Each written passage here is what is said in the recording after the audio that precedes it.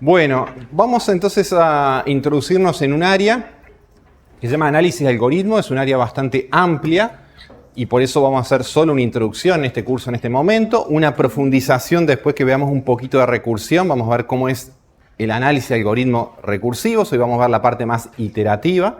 Y profundizar esto para problemas incluso más complejos se ve un poquito en Programación 3. Ahí van a ver un complemento de esto. Y hay electivas de análisis de algoritmos. Hay libros enteros escritos de este tema, o sea que da para cursos solo de este tema. ¿Tá? No les voy a negar, la parte de análisis de algoritmos tiene que ver con matemática. Entonces, de alguna manera, es un área justamente que ha permitido a gente de matemáticas sumarse al área de la informática, por ejemplo, optimizando códigos. ¿Está bien? Entonces, hoy voy a ver las mínimas nociones de matemática necesarias para que ustedes puedan trabajar en el práctico y después en el laboratorio entiendan cuando le ponen una restricción de eficiencia a qué se está refiriendo. Es eso. ¿Está? Bien, entonces, para motivar un poquito el tema, y los quiero un poquito ágil acá, ¿no? Uno diría, ¿qué algoritmos uno elegiría para resolver un problema? O sea, no solo que sea correcto, si tengo opciones, varios algoritmos de sorting, de ordenación, ¿cuál elijo? ¿Y por qué? El más eficiente.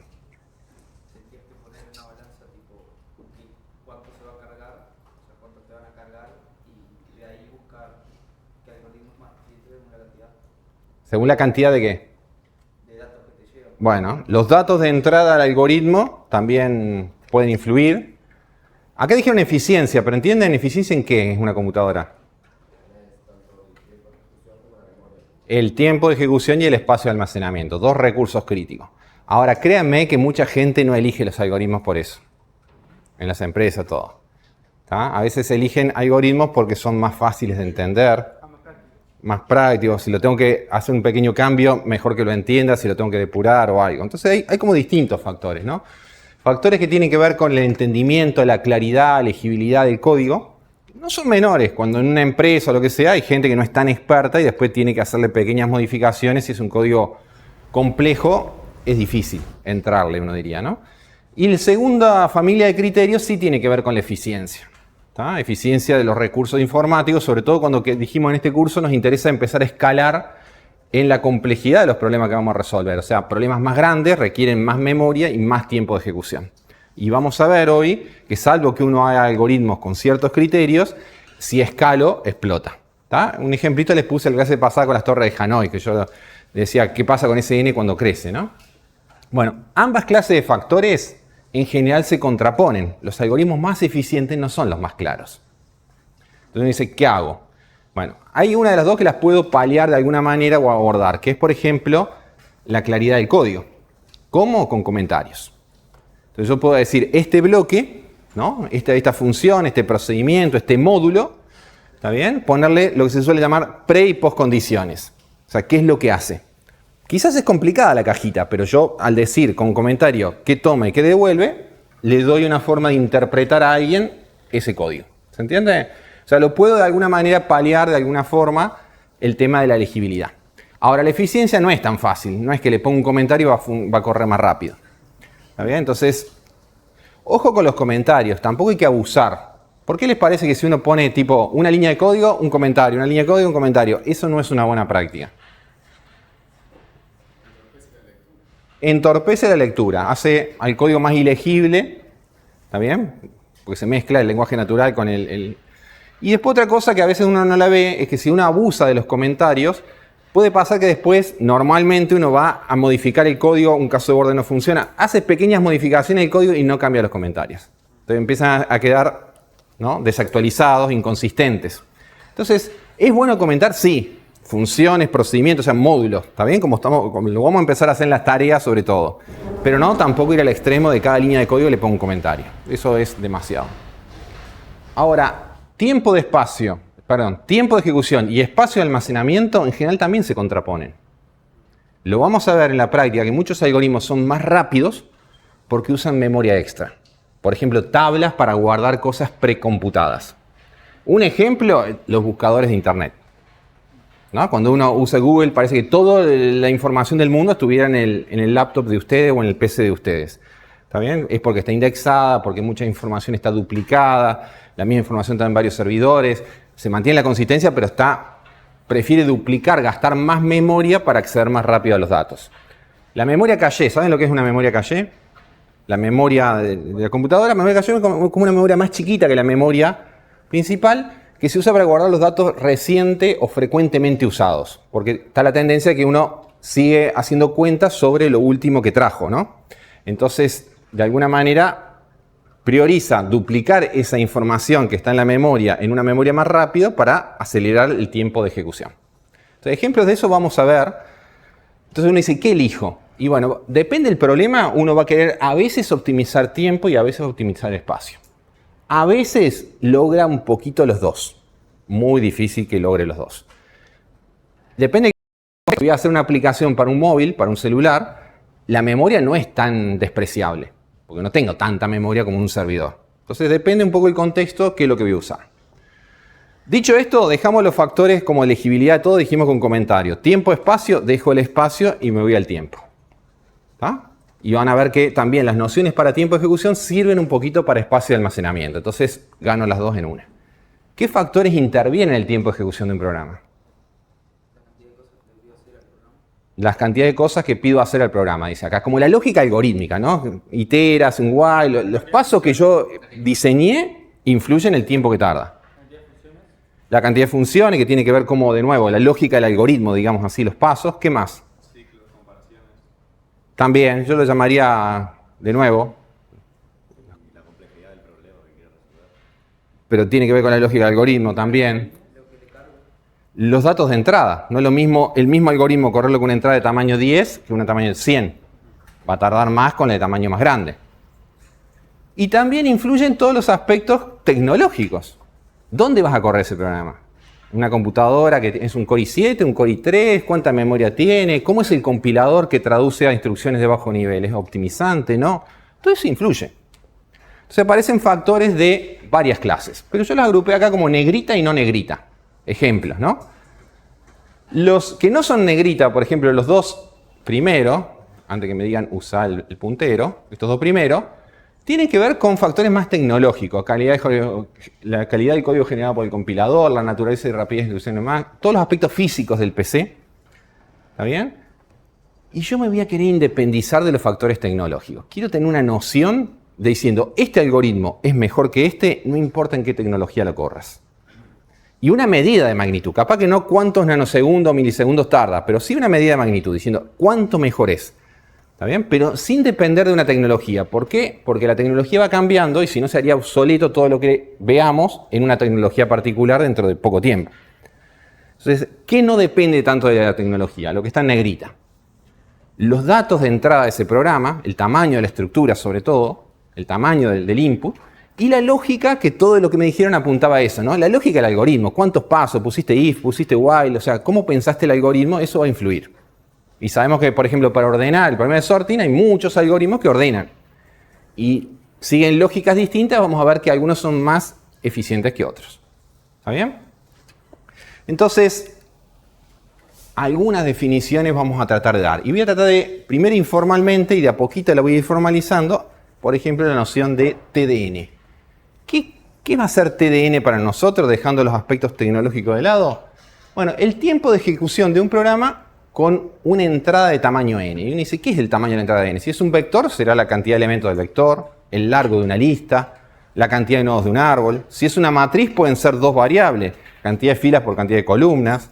Algo que tenga que ver con el tamaño del input, sobre el cual quiero hacer el procesamiento. Dicho de otra manera, fíjense que dice igual número de instrucciones ejecutadas en un computador idealizado. O sea, ninguna tecnología particular. Como diciendo si fuera un contador de instrucciones. ¿Está bien?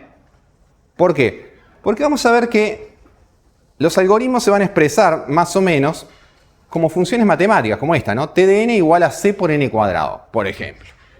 ¿Qué está diciendo en palabras? Que el tiempo de ejecución depende del cuadrado de la entrada, si uno lo grafica, ¿no? Los algoritmos más comunes, más simples de ordenación, ¿conocen alguno, algún nombre de un algoritmo de ordenación?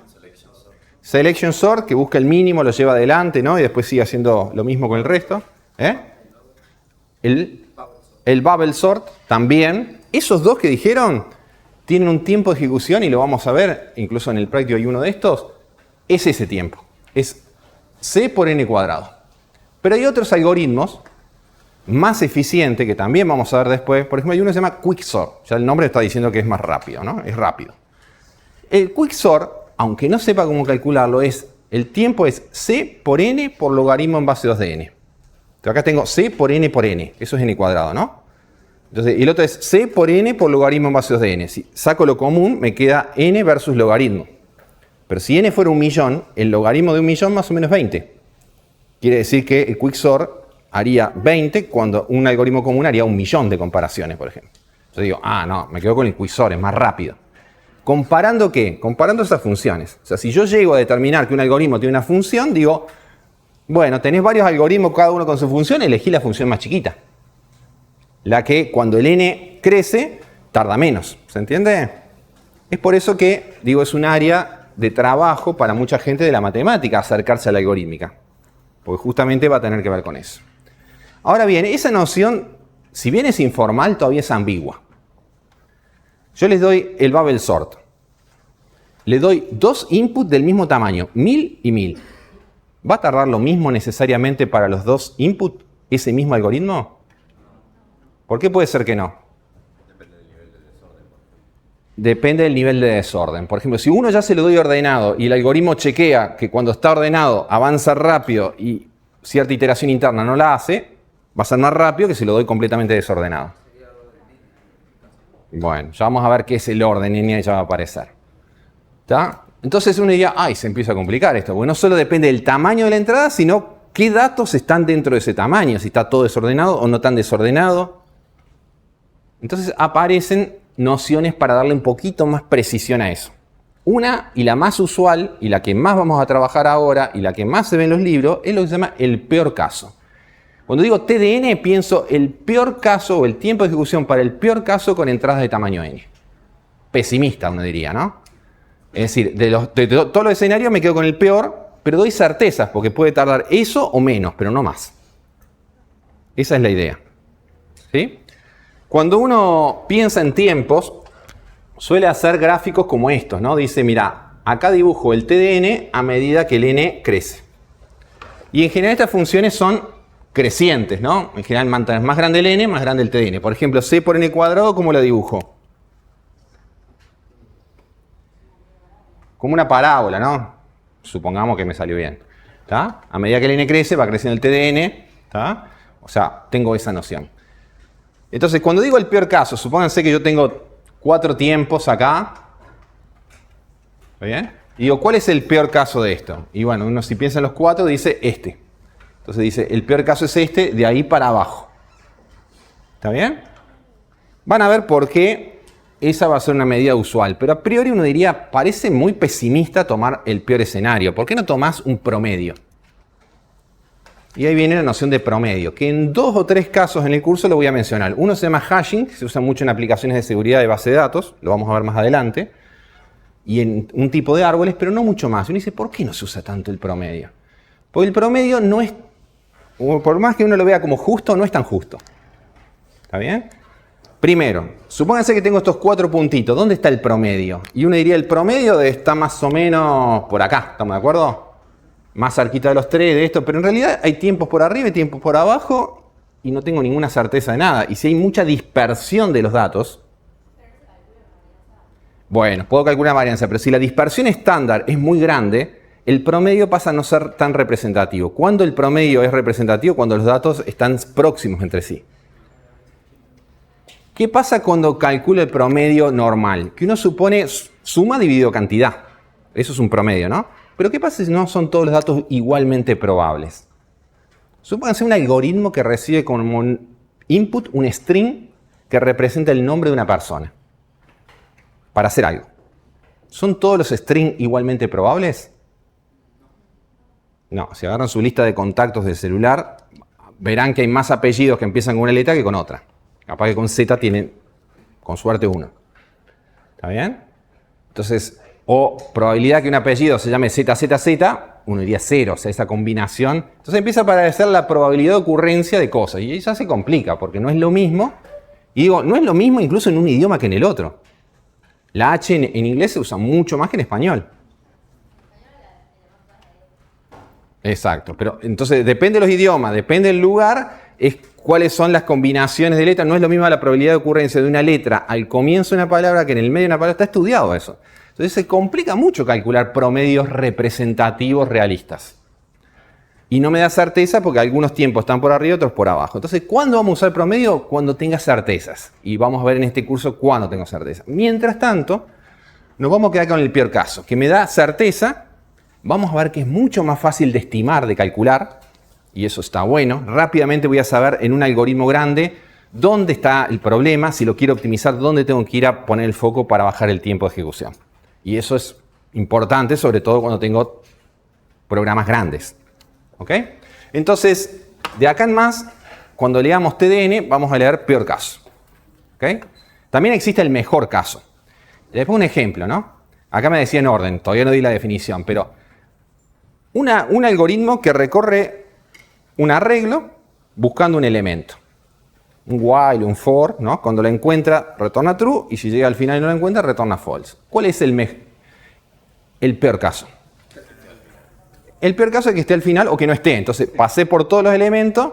Se habla también del mejor caso, que no tiene mucha aplicación práctica. ¿Cuál sería el mejor caso? Que sea el primero. Y el promedio, uno diría, en el medio. ¿Tá? Si son todos los elementos igualmente probables, ahí tendré un ejemplo simple de esos tres escenarios. Para poder hablar de ese peor caso, esta definición la van a usar mucho. No hay muchas definiciones, pero sí algunas que las van a usar mucho. Entonces, esta la voy a dar de tres formas, para ver si empezamos a digerir. La forma cruda, que la voy a leer ahora, una interpretación gráfica y una interpretación numérica. ¿Tá? La forma cruda, leo la definición. Dice TDN, o sea, el tiempo de ejecución en el peor caso, ¿no? Para input n, es orden una función f de n, está acotada de alguna manera, vamos a ver por qué digo acotada, con una función f de n. Si pasa esto, que existen dos constantes, llamémosla c y n0, ahí, ¿tá? Tal es que se cumple esto. T de n es menor o igual que c por f de n. ¿Qué está diciendo? Que f de n es mayor o igual que t de n. Es una cota superior. ¿Está bien? Salvo un factor constante. ¿Cuándo? Bueno, a partir de... Ay, no es tan fácil este puntero, ¿eh? A partir de n0 en adelante. ¿Está bien? Gráficamente, ¿qué está diciendo esto? Miren ahora este dibujito de acá. Supónganse que el T de n es esta curva media negra, acá no muy prolija. Y yo digo, mira, con ese gráfico de la función azul que acabo de hacer, que la llamo f de n, yo puedo decir, en base a este dibujo, que el orden de tiempo de ejecución en el peor caso de T de n es f de n. ¿Por qué? Porque hay un punto, que lo llamo n0, a partir del cual f de n siempre está por arriba del negro. Está arriba, es una cota superior. Quizás no pasa en algunos valores pequeños, como acá, pero a partir de un punto en adelante sí. Cuando digo a partir de un punto en adelante es lo que en matemáticas se suele decir cuando n tiende a infinito. ¿Y por qué? Porque el tiempo de ejecución se hace crítico cuando los n son grandes, no cuando los n son chiquitos. Entonces ya la noción de orden va a despreciar todo lo que sean constantes y valores pequeños, ¿no? Ahí no es importante la eficiencia, dice. Si querés eficiencia ahí, usa el reloj del sistema operativo para ver cuánto sale una corrida de 5 valores. No le importa a nadie. Pero sí decime cuando yo empiece a crecer mi input con n muy grande, cómo se va a comportar. Entonces, toda esta noción apunta a eso, a cosas de peso. ¿Ok? Un ejemplo ahora numérico de esa definición. Supónganse, no sabemos cómo todavía, alguien calculó y tiene este T de n, 3n cubos más 2n cuadrado. Yo puedo decir, a ver si se cumple, que es orden y elijo como f de n, n cubo. Para comprobarlo tengo que aplicar la definición. Tengo que encontrar dos constantes, acá las llamo 0 y 5, y veo que se cumple, que el T de n es menor o igual que la constante por la función, o sea, 5n cubo, a partir de 0. Créanme que con este 5 ya alcanza para ver que esto es menor o igual. O sea, ¿qué estoy diciendo? Que n cubo es una cota superior para toda esa expresión, 3n cubo más 2n cuadrado. ¿También lo cumple n a la cuarta o n a la quinta? Si en vez de elegir f de n, n cubo, elijo f de n como n a la cuarta o n a la quinta, ¿se cumple para este t de n, que es n a la cuarta o n a la quinta? Sí. ¿Por qué? Porque vas a seguir tomando un C Sí. Acá me paro. Cierto n, o sea, va a ser menor. Más concreto, porque si ya es menor que 5n cubo, va a ser menor o igual que 5n a la cuarta, 5n igual a la quinta, o sea. Una vez que encontré una cota superior, todas las más grandes también sirven. Eso. Yo me voy a querer encontrar el supremo, la cota superior mínima. Pero esta definición no habla de eso, habla de ser cota superior. Me gustaría eso, una cota superior. Voy a ser pesimista bien, pero no tan pesimista. Porque si no, la estimación va a ser muy mala. ¿Se entiende? ¿Me van siguiendo hasta acá? Y en general, a ver, si esto no vale siempre, entonces iba a decir, vale a partir de 5, por decir algo, entonces tomás como la constante en vez de 0, 5. Si esto vale siempre, decís a partir de 0. ¿Tá? Esto es si no se cumple para algún valor pequeño. En general, siempre 0. Se cumple siempre. ¿Tá? ¿Me siguen hasta acá? Sí.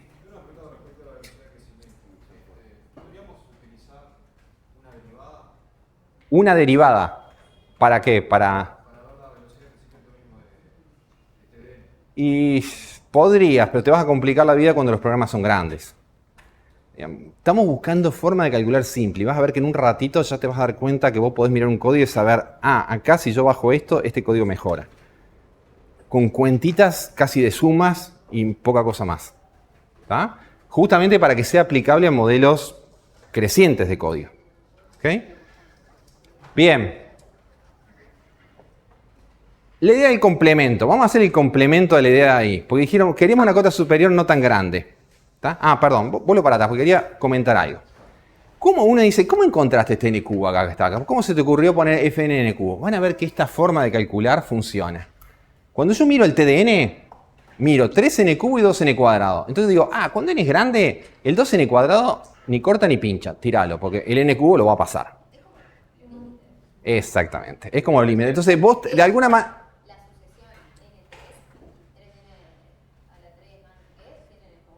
Exacto.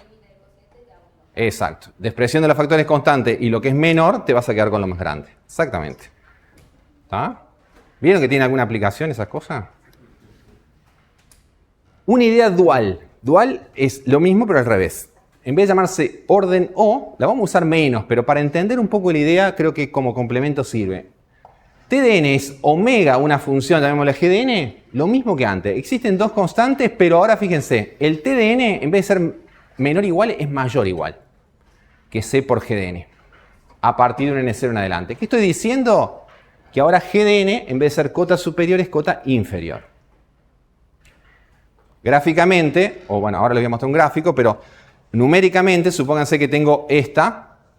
Yo digo que esta expresión claramente es omega n cubo. ¿Por qué? Porque tomo las dos constantes mínimas posibles, 0 y 1, y veo que esto ya se cumple, que 3n cubo más 2n cuadrado es mayor o igual que n cubo.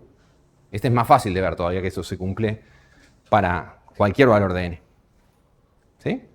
O sea, si esta es una cota inferior, ¿qué otra cota inferior se les ocurriría? Si esta ya está demostrada que sirve, n cubo. n2, n al cuadrado, n. O sea, una vez que encontré una cota inferior, todas las que son menores que ellas también sirven. ¿Está? Entonces, apliquemos el sanguchito. No se llama así, pero bueno, a mí me gusta verlo como un sanguchito, diciendo, mira, si estoy estimando un TDN, como este, ¿no? Negro, y yo encuentro una cota superior y una cota inferior próximas entre sí, mientras más apretadas mejor, mi estimación es bastante buena. Porque yo podría decir, si en vez de esta que era n cubo, elijo n a la quinta, es como que está muy por allá, y esta verde, si elijo n, está muy por acá. Entonces digo, sí, la tengo atrapada al TDN, pero en un rango muy grande. Si lo tengo en un rango más chiquito, mi precisión es mejor. ¿Se entiende? Entonces, si existen puntos a partir del cual uno diría, bueno, este es tu rango de estimación. ¿Está? Mientras más chiquito, mejor la estimación. Por ejemplo, en la expresión que vimos recién, esta, fíjense que teníamos omega n cubo, pero también teníamos una cota superior n cubo. ¿Qué quiere decir? Que por arriba y por abajo está acotado por un n cubo. Quiere decir que salvo un factor constante cuando n es grande, tiende a infinito, se comporta como n cubo. Y supónganse que el n cubo viene de este pedazo de código y el n cuadrado viene de este pedazo de código. Voy a optimizar uno de los dos. ¿Cuál optimizo? El n cubo, porque el n cuadrado, por más que lo optimice, el que va a pesar más es el n cubo. Entonces el que tengo que bajar es el que está mal, el que me está atrasando todo. Ya me va a dar pautas de cómo calcular o dónde priorizar. Ya lo van a ver cuando empecemos a llegar a códigos, todavía no. Bien. Cuando la misma cota, supongamos una función h, sirve como cota superior y como cota inferior, se dice que es tita esa función. Como que la estimación es exacta por arriba y por abajo de las mismas funciones. Es una definición muy simple. ¿Cuál de las tres o de las cuatro vamos a usar más? El orden del peor caso. El O. El omega no tanto y el tita tampoco. Pero en el práctico, como aparecen, para que ustedes apliquen la definición, se las pongo. El mejor caso lo puse simplemente como complemento, pero no tiene mucha aplicación práctica. ¿Está bien? El ejemplo del arreglo lo dimos hace un ratito, que es, bueno, considerar que es el primero. ¿Tá? Pero el que más tiene aplicación, vuelvo a decir, es el peor caso. Para ver si vamos entendiendo, ¿tá? Y no nos perdemos. Sobre todo la intuición, porque después voy a pasar a calcular cosas, ¿no? Entonces, supónganse que alguien dice, o tiene un programa 1 que tiene, no sabemos cómo, calculó un 100n cuadrado, y un programa 2 que tiene un TDN que es 5n cubo. Entonces voy a decir, ¿cuál elegís de los dos? Bueno, una respuesta natural es el depende. Pero si yo digo la noción de cuando n es grande, van a ver que ya no depende. Entonces hay que tener cuidado. ¿Por qué digo el depende? Porque si n es más chiquito que 20, como esta constante 5 es mucho más chiquita que 100, el programa 2, que es n cubo, es más rápido. Pero a partir de 20 en adelante ya la diferencia de la constante se diluye y siempre el programa 1 es más rápido que el programa 2. Es decir, cuando yo pienso en el orden, ya no digo depende, porque los inputs chiquitos no me importan. Digo, voy a elegir el que tiene n cuadrado. El 100 es como que se borra. Y el 5 es que se borra. Entonces me queda comparar n cuadrado con n cubo. Bueno, cuando n es grande, n cubo es más grande que n cuadrado, me quedo con n cuadrado. ¿Ok? Otra cuestión para analizar, porque en algún momento ustedes van a trabajar en una empresa y créanme que muchas empresas no hacen lo que vamos a hacer nosotros acá, que ya lo van a saber y van a poder aplicarlo, ¿no? O su propia empresa, que es cuando funciona lenta las cosas, no funciona bien, dice, vamos a comprar tecnología, vamos a traer procesadores más rápidos, vamos a comprar memoria, vamos a comprar discos. Entonces vamos a ver ahora si es cierto que si uno programa de cualquier forma, se despreocupa de la eficiencia, pero apuesta a la tecnología, si eso le va a permitir resolver problemas interesantes. ¿Entiende? Y bueno, la respuesta va a ser no.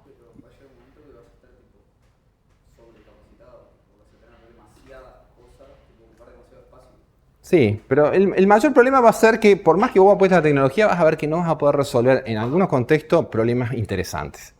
La tecnología no resuelve. En cambio, si yo hago una mejora en eficiencia del algoritmo, quizás sin comprar tecnología, ahora sí logro que sea más rápido. Entonces siempre va a ser, primero miremos la eficiencia y con la eficiencia estudiada, capaz que ahí veo si es necesario mejorar el procesamiento.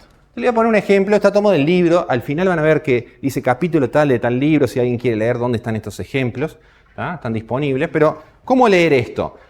Son 4 programas, estas 4 gráficas, 100n, 5n cuadrado, n cubo sobre 2 y 2 a la n, dibujadas ahí, ¿está bien? Para 4 programas que resuelven el mismo problema. No importa cuál es el problema, pero hice las gráficas.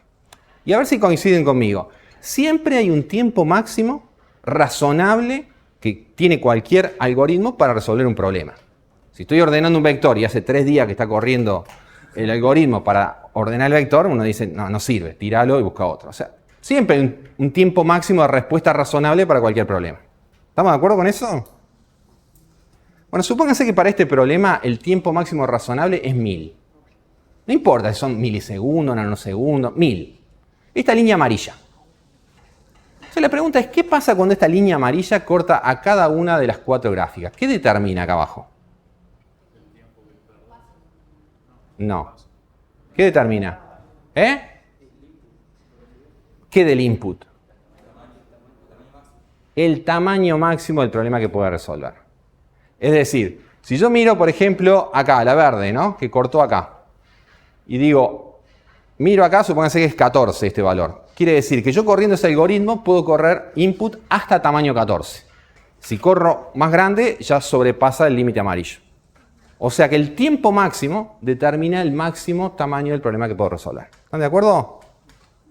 Entonces uno podría decir, bueno, tomemos esos 4 algoritmos, el tiempo máximo que es 10 al cubo, que es 1000, y calculemos cuál es el n máximo que puede resolver cada uno de los 4.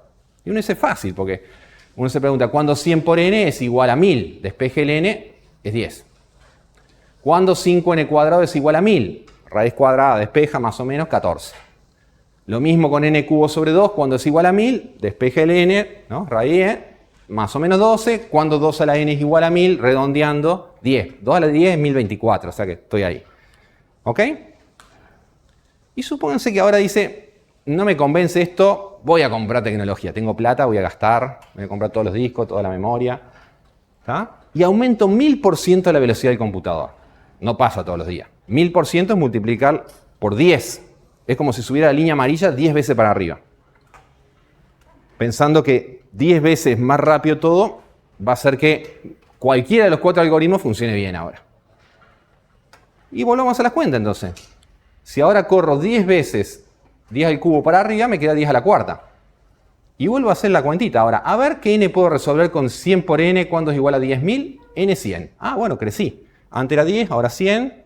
Linealmente la ganancia, no diría. Obvio, porque la función es lineal. Con 5n², la ganancia no es tanta, pero igual, pasé de 14 a 45, un 320%. Una ganancia no tan significativa, pero algo al fin. N cubo sobre 2 pasa de 12 a 27 y fíjense el 2 a la n. Pasa de 10 a 13. ¿Cómo dibujan un 2 a la n? Se parece a la parábola que hice recién, pero que se hace como una pendiente, ¿cómo se hace de la parábola esa? ¿Eh? Más fuerte. Vale equivocarse, ¿eh? Sí, pero más o menos, digamos, no importa dónde empiezo. ¿Cómo se dibuja? Como una cosa así, ¿no? Como se hace muy, casi paralela a este eje. Entonces, supónganse que esta es la franja amarilla, ¿no? Bueno, yo la dibujé ahí, pero se hace más así, ¿no? Una cosa así. Y ahora digo, me paro acá y traslado, ¿no? Esta ganancia, uno diría, invertí plata, tiempo, y la traslado acá abajo. Lo que gané en el tamaño del problema que puedo resolver es insignificante. Avanzo mucho para arriba y avanzo casi nada abajo. Cuando la pendiente de crecimiento es muy grande, salvo, y 2 a la n es, por ejemplo, la torre de Hanoi, que les hicimos el ejemplito en la clase pasada, ¿no? Salvo que yo cambie el algoritmo, esto no va a resolver ningún n grande. Entonces, para cierto problema, la tecnología no me va a ayudar. ¿Está bien? Tengo que ver cómo transformo ese programa, cómo lo hago más eficiente, si hay otra forma de hacerlo que no sea exponencial. Por eso que existe el área de análisis de algoritmo, ¿no? Y si no, vamos a comprar memoria. Entonces, ustedes ya en la empresa dicen, primero voy a hacer un análisis de los algoritmos, después te digo si hace falta comprar cosas, ¿no? Porque capaz que pueden hacer ajustes básicos y ya está. Estas son algunas de las funciones o tiempos típicos que nos pueden aparecer en el curso. Y algunos más que otros. Lo mejor de un algoritmo es que tarde un tiempo constante. Ejemplo, un algoritmo que tarde un tiempo constante. ¿Cómo se dibuja tiempo constante acá? Es así, ¿no? Como que se murió. Una constante. No importa el n, tarda siempre lo mismo. ¿Qué algoritmos tardan un tiempo constante? Un if, una asignación, un intercambio entre dos variables, buscar el máximo entre dos, porque es un if. Si este es menor, retorno a este, si no, este otro. Los algoritmos básicos, todos, instrucciones básicas, son un tiempo constante, pero son los más sencillos. No diría nada muy sofisticado. Bueno, todos los algoritmos, incluso en una base de datos, que donde guardan gran información, se tratan después de aproximar al tiempo constante. A medida que crece el n, yo no quiero aumentar mucho el tiempo. Por ejemplo, ahí va a venir hashing y vamos a ver cómo se aproxima al tiempo constante, pero no en el peor caso, sino en el promedio. Lo dejo pendiente, lo vamos a ver en mitad de curso. ¿Qué es lo que viene después como mejor cosa? Los logaritmos, sí.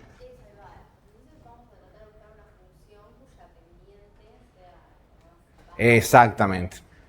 Vos querés eso, ¿no? Que a medida que crezca el n, el t de n no crezca tanto. Mientras más vertical es peor, mientras más acostada es mejor. Mientras más constante, digamos, ¿no? Después, ¿qué le sigue como bueno? A ver, una búsqueda lineal. Buscar un elemento en un arreglo, dijimos que el peor caso, ¿cuál era? Que lo encontrara al final o que no esté. Entonces va a ser n comparaciones. ¿Qué orden va a ser? Orden n. No importa la constante, va a decir es orden n, porque las constantes se diluyen, pero hace n comparaciones, va a ser orden n. Hay un algoritmo más rápido de buscar, ¿no? No sé si lo comentamos o lo vieron en un curso anterior. Búsqueda binaria, búsqueda por bipartición, búsqueda dicotómica. ¿Alguno de los nombres le suena? Sí. Pero tiene que estar ordenado, ¿no? Bien. Exacto. A ver, veamos intuitivamente, porque después lo vamos a ver cuando veamos recursión, por qué esto parece ser más eficiente. Si a mí me dieron un arreglo ordenado, yo podría hacer la búsqueda igual que antes. Hago mi while que recorre todos, y si llego al final y no lo encontré, false, si lo encontré, true. ¿Está? Pero va a ser n comparaciones en el peor caso, orden n. La búsqueda binaria dice, ¿estás buscando x? Bueno, anda al medio, ¿no? Compara ese elemento con este. El mejor caso sería, es él. Bueno, supóngase que no es él. ¿Cuántas posibilidades hay si no x no es e? O es menor o es mayor. Pero si es menor, solo puede estar acá. Y no, si x es menor que e, no tiene sentido buscar acá. Ahorro tiempo si no busco ahí, porque si sé que no va a estar, ¿para qué voy a buscar ahí? Y si fuera mayor, al revés. Busco de este lado, pero no de aquel. Supónganse que dije es menor. ¿Qué hago ahora? Vuelvo a partir en el medio. Y vuelvo a preguntar, ¿este elemento es él? Si de vuelta es no, digo, si es menor, busca en esta primera mitad y si no, en esta segunda mitad. Y voy achicando el rango de búsqueda, siempre descartando mitades. Más o menos un elemento, mitades. No sé el año. No. Sí. Y de hecho de ahí van a surgir después árboles, se llaman árboles binarios de búsqueda, que viene a colación de lo que es la búsqueda binaria. ¿Qué orden tiene ese algoritmo? Bueno, pregunta qué orden tiene. ¿Cómo se representaría eso? Es un arreglo.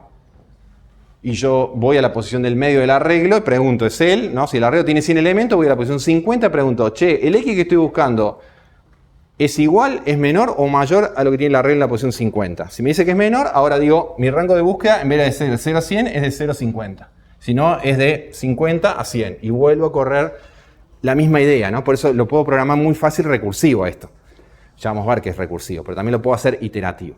No me quiero detener ahora porque no voy a ver recursión ahora, pero sí quiero que noten que esto parece ser más rápido que buscar por todos. Porque cada vez dice, esto no me interesa, ¿no? Si voy descartando preguntar por muchos elementos, estoy siendo más rápido. Bueno, el algoritmo ese, después vamos a demostrar que tiene orden logaritmo. Ir dividiendo por 2 el espacio de búsqueda me lleva al logaritmo en vasos de n. Ir multiplicando por 2 me lleva a 2 a la n, exponencial. Son inversas. Una muy deseada el logaritmo, una muy odiada el exponencial. ¿Está bien? Para que tengan una idea de magnitud, supónganse que uno tiene una base de datos. Por más que esté ordenada, 1.000.000 de registros. Ya podrían decir, tengo 2 algoritmos de búsqueda. Uno me dijeron que es orden logaritmo y el otro es orden n porque es secuencial. Es el más fácil de entender, ¿no? Recorre todo el elemento en secuencia hasta que lo encuentra o dice al final no. Es más fácil. Voy a decir la claridad, parece que este es más fácil, pero hace 1.000.000 de comparaciones. El otro hace el logaritmo en base de 20. A lo sumo 20 comparaciones en 1.000.000 de datos me va a decir si un dato está o no está. Obviamente no es tan claro de entender como quizás el otro. Se van bajando a tierra algunas cosas que voy diciendo antes, ¿no? ¿Qué viene después? Los tiempos que sabemos llamar polinomiales. Cuando digo n al cuadrado, n al cubo, o sea, lo que está arriba es una constante, no es un exponencial. Y la mayoría de los algoritmos que van a ver en este curso pasan por ahí, por funciones polinómicas, n cuadrado. En el medio entre n y n cuadrado puse n log n porque los algoritmos de ordenación más rápido conocidos tienen este valor. Entonces, como vamos a ver algunos de estos algoritmos como el merge sort, lo puse para distinguirlo nada más. n cuadrado. El select sort también. Y al fondo de la tabla, como para el descenso, tenemos las exponenciales, ¿no? Las que son intratables, cuando el n crece no hay forma. ¿Está? Bien. Cuando el tiempo es constante, que es el mejor tiempo posible, ¿no? Y el dibujo es esa constante que está puesta acá roja, el orden se dice que es orden 1. O sea, si el tiempo es constante, el orden más chiquito posible es 1. O sea, la función que elijo es el número 1, una función constante 1. ¿Cómo lo compruebo? Con la definición. La definición dice, si vos querés ver que esto es orden 1, y fíjense que la definición la copié acá arriba, ¿no? Tiene que existir una C, tomo C igual a constante, y un n0, tomo n0 igual 0, y veo que trivialmente se cumple la desigualdad que tendría que ver azul, porque me queda constante menor o igual que constante por 1, obvio, a partir de 0. O sea que si mi tiempo es constante, el orden es 1. Y van a ver que se habla mucho de orden 1, y siempre todo algoritmo uno lo quiere llevar, si se puede, cercano al orden 1. ¿Está? Como decía ella, porque hace que el tiempo, a medida que el n crece, no crece tanto. A medida que crece el n, no crece tanto el t de n. ¿Ok? ¿Me siguen hasta acá? Bien, un poquito de paciencia y ya llegamos a unos códigos para ver cómo esto lo veo en acción, digamos, ¿no? Hay muchas propiedades o reglas que se usan en torno al tiempo. Entonces vamos a ver una. Les voy a dejar en las transparencias 2 o 3 que son parecidas, pero no las voy a usar tanto, entonces las pueden leer. La regla de la suma sí se usa bastante, y es cuando yo tengo dos programas, T1 de n y el otro tiene un tiempo T2 de n, y uno tiene un orden, llamémoslo f de 1, y el otro un orden f2. Entonces la pregunta es, ¿qué pasa cuando sumo los tiempos? Sumo el tiempo del primer programa más el tiempo del segundo programa. ¿En qué contexto? Hay varios contextos en el cual yo podría querer sumar tiempo de dos programas. ¿Cuando hago qué, por ejemplo? Cuando uno es un subprograma del otro, pues ejecuta, pero más que subprograma, cuando otro Ejecutas en distintos casos, uno o el otro. Uno o el otro, o uno a continuación del otro. Cuando uno dice esto, punto y coma, esto, es el tiempo de uno más el tiempo del otro. Exacto, que llama a uno, vuelve y llama. Exacto. La pregunta es, ¿cómo se comporta el orden cuando sumo los tiempos? Bueno, lo que dice esta regla, que en realidad es un teorema, que cuando sumo los tiempos, el orden es la peor de las dos funciones. El máximo, entre f1 y f2. Por ejemplo, si tuviera tres códigos, estos tres, uno que es n cuadrado, otro n cubo y otro n log n, y los pongo los tres en secuencia, con punto y coma, el orden del peor caso, ¿cuál es? N cubo. Y eso, fíjense que si uno se frena un ratito acá, me da muchas herramientas. Un bloque grande de código, n cuadrado. El otro, n cubo. El otro, n log n. Si yo, primero que me da herramientas para decir, entonces puedo calcular por pedazos. Voy a calcular todo junto, entonces es más fácil calcular pedacitos. Bien, eso es ya una herramienta. Puedo descomponer la forma de cálculo en pedazos. Pero además, si yo sé que tengo esos tres bloques y el orden es n cubo, y ahora quiero optimizar esto, a ver, ¿dónde pongo el foco? ¿Dónde pondría el énfasis para mejorar la ejecución de los tres códigos? El n cubo, porque si yo digo, no, voy a mejorar el n log n, mejorarlo todo lo que quiera, pero si lo vas a ejecutar en secuencia con n cubo, se lo come. O sea, vos tenés que mejorar el que es peor en este caso, el n cubo, porque ahí sí, cuando los pongas en secuencia, si el n cubo baja, va a bajar todo. Entonces, me dice dónde mirar, ¿está bien? Cuando yo quiero optimizar. Y eso van a ver que ya en breve lo voy a poner en práctica. ¿Está? Bien. Esta se la dejo para que la lea, pero no la voy a demostrar. Como les digo que esto no son definiciones, si no tiene propiedades, ¿qué es lo que son? Teoremas. ¿Teorema qué tiene? Hipótesis y tesis. Esto es lo que está diciendo la regla 1, diciendo, mira, la hipótesis 1 es que T1 es orden F1 de n. Por definición, esto. Existen constantes, bla, bla, bla. Que T2 sea orden F2 de n, de nuevo, por la definición es esto. Existen constantes, bla, bla, bla. ¿La tesis cuál es? Que la suma de los T de n, de T1 y T2, es orden la máxima. Por definición tengo que ver que se cumple, que existen constantes y hacer la desigualdad. Mírenlo. ¿Está? Hay un bosquejo de la prueba hecha. No me quiero detener acá porque quiero ir a códigos. ¿Está bien? Si alguien tiene duda, me pregunta por el foro. El teórico de este tema, creo que lo van a entender igual. Y van a ver que es muy simple a veces demostrar, porque son máximos y sumas. Y no hay más que eso. ¿Está? ¿Por qué lo pongo? Porque quiero que entiendan que estas no son reglas impuestas, son teoremas, se demuestran. Si yo no lo puedo demostrar, no vale. No son recetas de cocina, ¿está bien? Son cosas que yo tengo que poder justificar con las definiciones que tenemos. Esta se justifica, con lo cual la puedo aplicar, y la voy a aplicar mucho. ¿Ah? Bien, hay otras, por ejemplo, cuando sumo, pero ya no los TDN, sino sumo funciones dentro de un orden. Esto es lo mismo que, en este caso, n cuadrado. O sea, si una es más grande que la otra, la más grande se come la más chiquita cuando n tiende a infinito. O sea, de nuevo, prioriza. Esto es como, la noción de peor caso prioriza. De todo lo que tenés, y eso está bueno, porque un código puede tener un montón de cosas, y siempre el foco está donde, ¿qué es lo peor? ¿Está? Y además, cuando quiero optimizar, voy ahí a donde es lo peor. ¿Está bien? La regla del producto no la voy a leer porque la pueden leer solo y además no la voy a aplicar. ¿Está bien? Pero ¿cuándo les parece que tiene sentido multiplicar en vez de sumar los TDN? Al mismo tiempo no. Si ejecuto dos programas al mismo tiempo como paralelismo, ¿cuál es el tiempo total? No es un producto. Si se ejecutan en paralelo, el que tarda más, es el máximo también. ¿Está? Pero, sí. Puede ser. Por ejemplo, un for dentro de otro for. Porque ahí sí, uno dice, el for interno se hace tantas veces como el for externo, se multiplican. Entonces vamos a ver cómo calcular esos casos, pero no aplicando la regla del producto, sino haciendo en un while una sumatoria, ¿tá? Que es más fácil que trabajar con productos. Bueno, llegamos a la parte donde vamos a ver entonces algunas asignaciones básicas o instrucciones básicas para poder calcular el tiempo del peor caso. Ejemplos, lo mejor es tiempo constante. ¿Qué me da un tiempo constante? Una asignación, una lectura, una escritura, el acceso a una posición de un arreglo. Todo lo básico es tiempo constante. Y dijimos que el tiempo constante era orden 1. Es el mejor. ¿Está bien?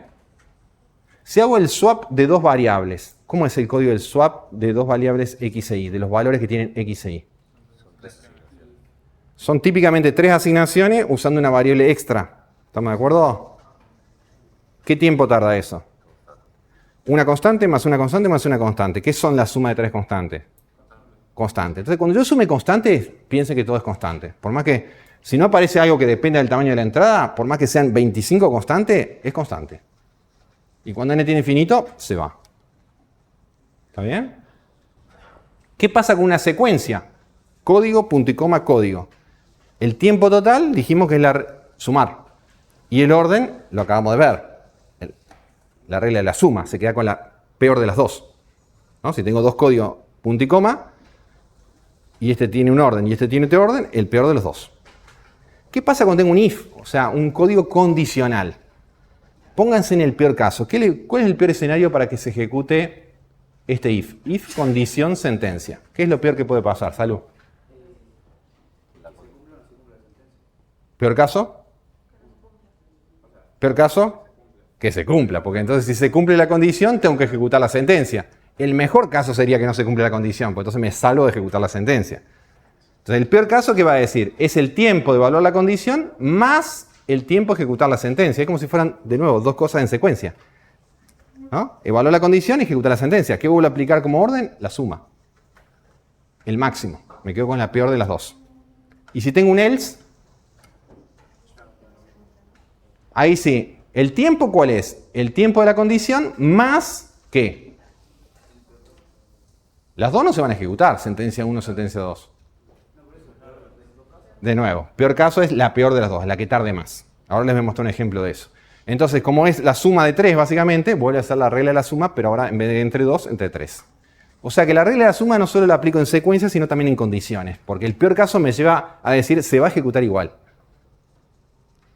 ¿Qué pasa cuando tengo un ciclo? Un repeat, un for, un while, dependiendo del lenguaje, ¿no? ¿Cuánto tarda en ejecutarse una iteración? Y uno diría, el tiempo de la primera iteración, más el tiempo de la segunda iteración, más el tiempo hasta que termine. Entonces es la sumatoria del tiempo de ejecutar el cuerpo, más el tiempo que lleve a evaluar la condición. ¿Ah? La suma sobre todas las iteraciones del ciclo. Uno dice, ¿cuáles son todas las iteraciones del ciclo? Y bueno, si el for va de 0 a n, ese es el rango. ¿Está bien? Del tiempo que lleve a evaluar la condición, naturalmente o normalmente el tiempo de evaluar una condición de salida en while suele ser orden 1. Es una comparación si x es menor que n. Pero si para salir o no yo llamo una función que tiene un orden n, entonces ya evaluó la condición, es orden n. ¿Está bien?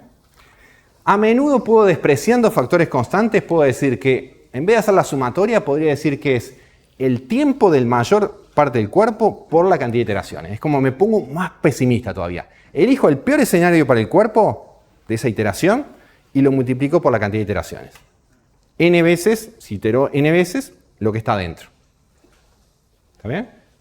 ¿Y por qué digo, si tarda siempre lo mismo adentro, es correcto eso, decir lo que está adentro por la cantidad de iteraciones? Ahora, si lo que tarda adentro depende de cosas, tomar el peor es un poco pesimista, de más. ¿Está? Entonces vamos a ver cuándo puedo no ser tan pesimista por demás. Última instrucción básica, así pasamos a ver códigos. Cuando tengo llamadas, invocaciones que por acá dijeron hace un ratito, a funciones, procedimiento, módulos auxiliares, ¿está bien? Eso es lo que está tratando de simbolizar este dibujito, ¿no? Ejecuto el código P1, en un momento llama un método auxiliar P2, empieza a ejecutar P2, llama un P3, pero supongamos que no hay recursión. ¿Ustedes saben lo que es recursión? Entonces no importa. No hay ninguna flechita que vuelve para atrás. Este no llama a sí mismo ni este llama para atrás. Eso es que no haya recursión. O sea, si pienso que los dibujitos son así, que este llama, hasta que un momento nadie ya no llama más, ¿cómo calculo el tiempo y el orden? Y parece que lo más simple, yo quiero el principal, ¿no? Que es el P1 ahí. Exacto. Pero ¿por cuál empezarían a calcular? Por este, ¿no? El que no depende de nadie, calculo este. Si me dice esto es orden n, vengo y lo inyecto acá. Ay, qué horrible que es esto. Mientras más cerca, peor es. Lo inyecto acá. Si esto me dio orden n, pienso ahora que esta instrucción tarda orden n. Calculo este. Y lo que me dé esto lo inyecto acá. Y ahora calculo este. O sea, empiezo que el que no depende de nadie y lo voy metiendo dentro de lo que va llamando hasta que calcule el principal.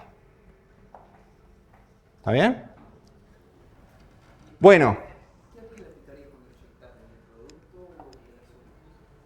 No, directamente reemplazo. Porque está bien la pregunta. Cuando voy, suponete que este es un llamado a este. Si este tarda orden n, el llamado en sí es una constante. Por eso digo, reemplazo el orden n ahí. Porque la constante, sacalo, no influye. ¿Está bien? O sea, ni siquiera la multiplico. La saco y digo, pongo este orden ahí.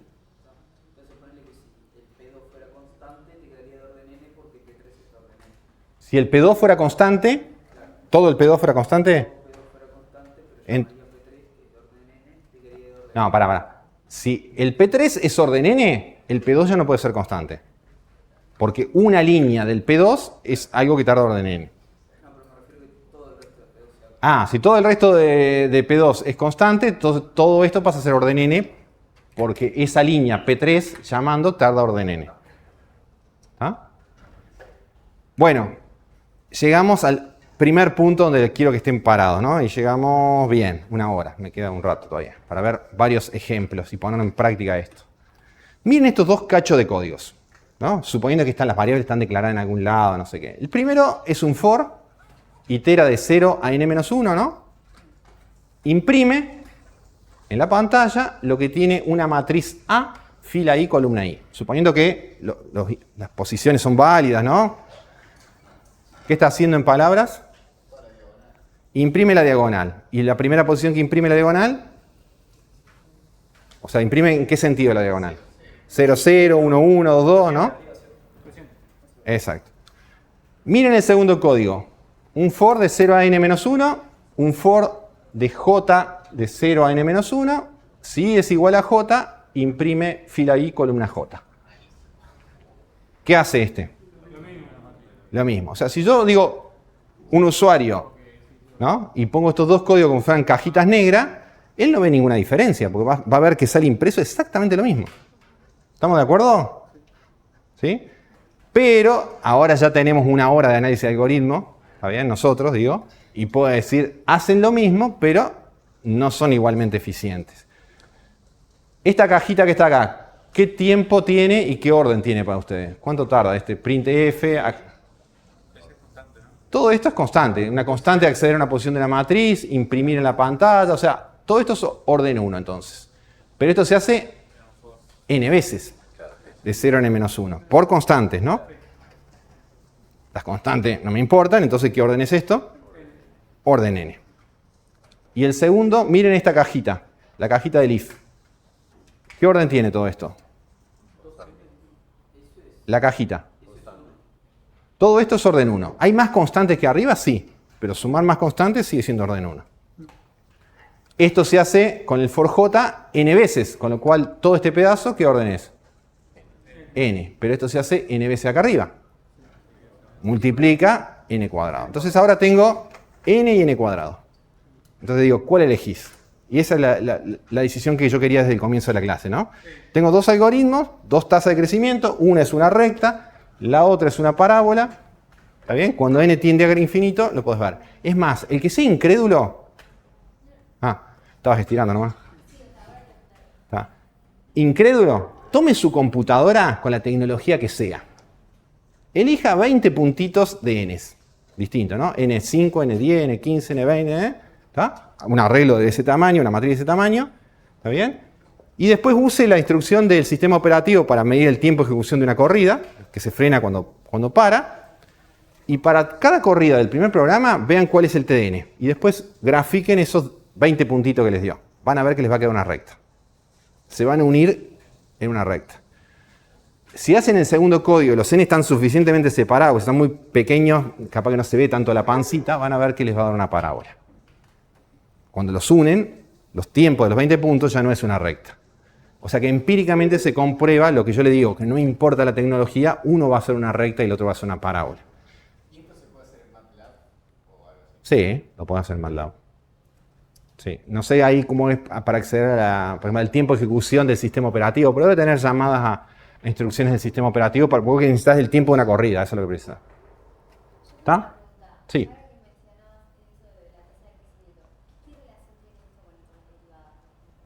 ¿Con las derivadas?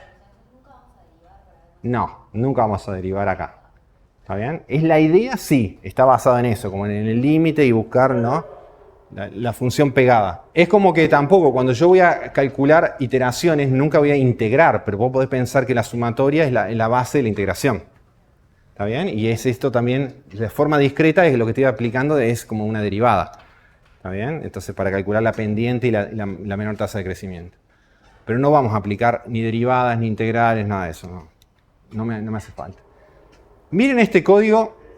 A ver, este es un procedimiento, n módulo 2 igual 0, en palabras que está haciendo, ¿qué está diciendo? Que sea par. Si n es par, hace primera cajita, y si n es impar, hace segunda cajita. ¿Está? Primera cajita imprime ¿qué cosa? La diagonal. Segunda cajita, si es impar.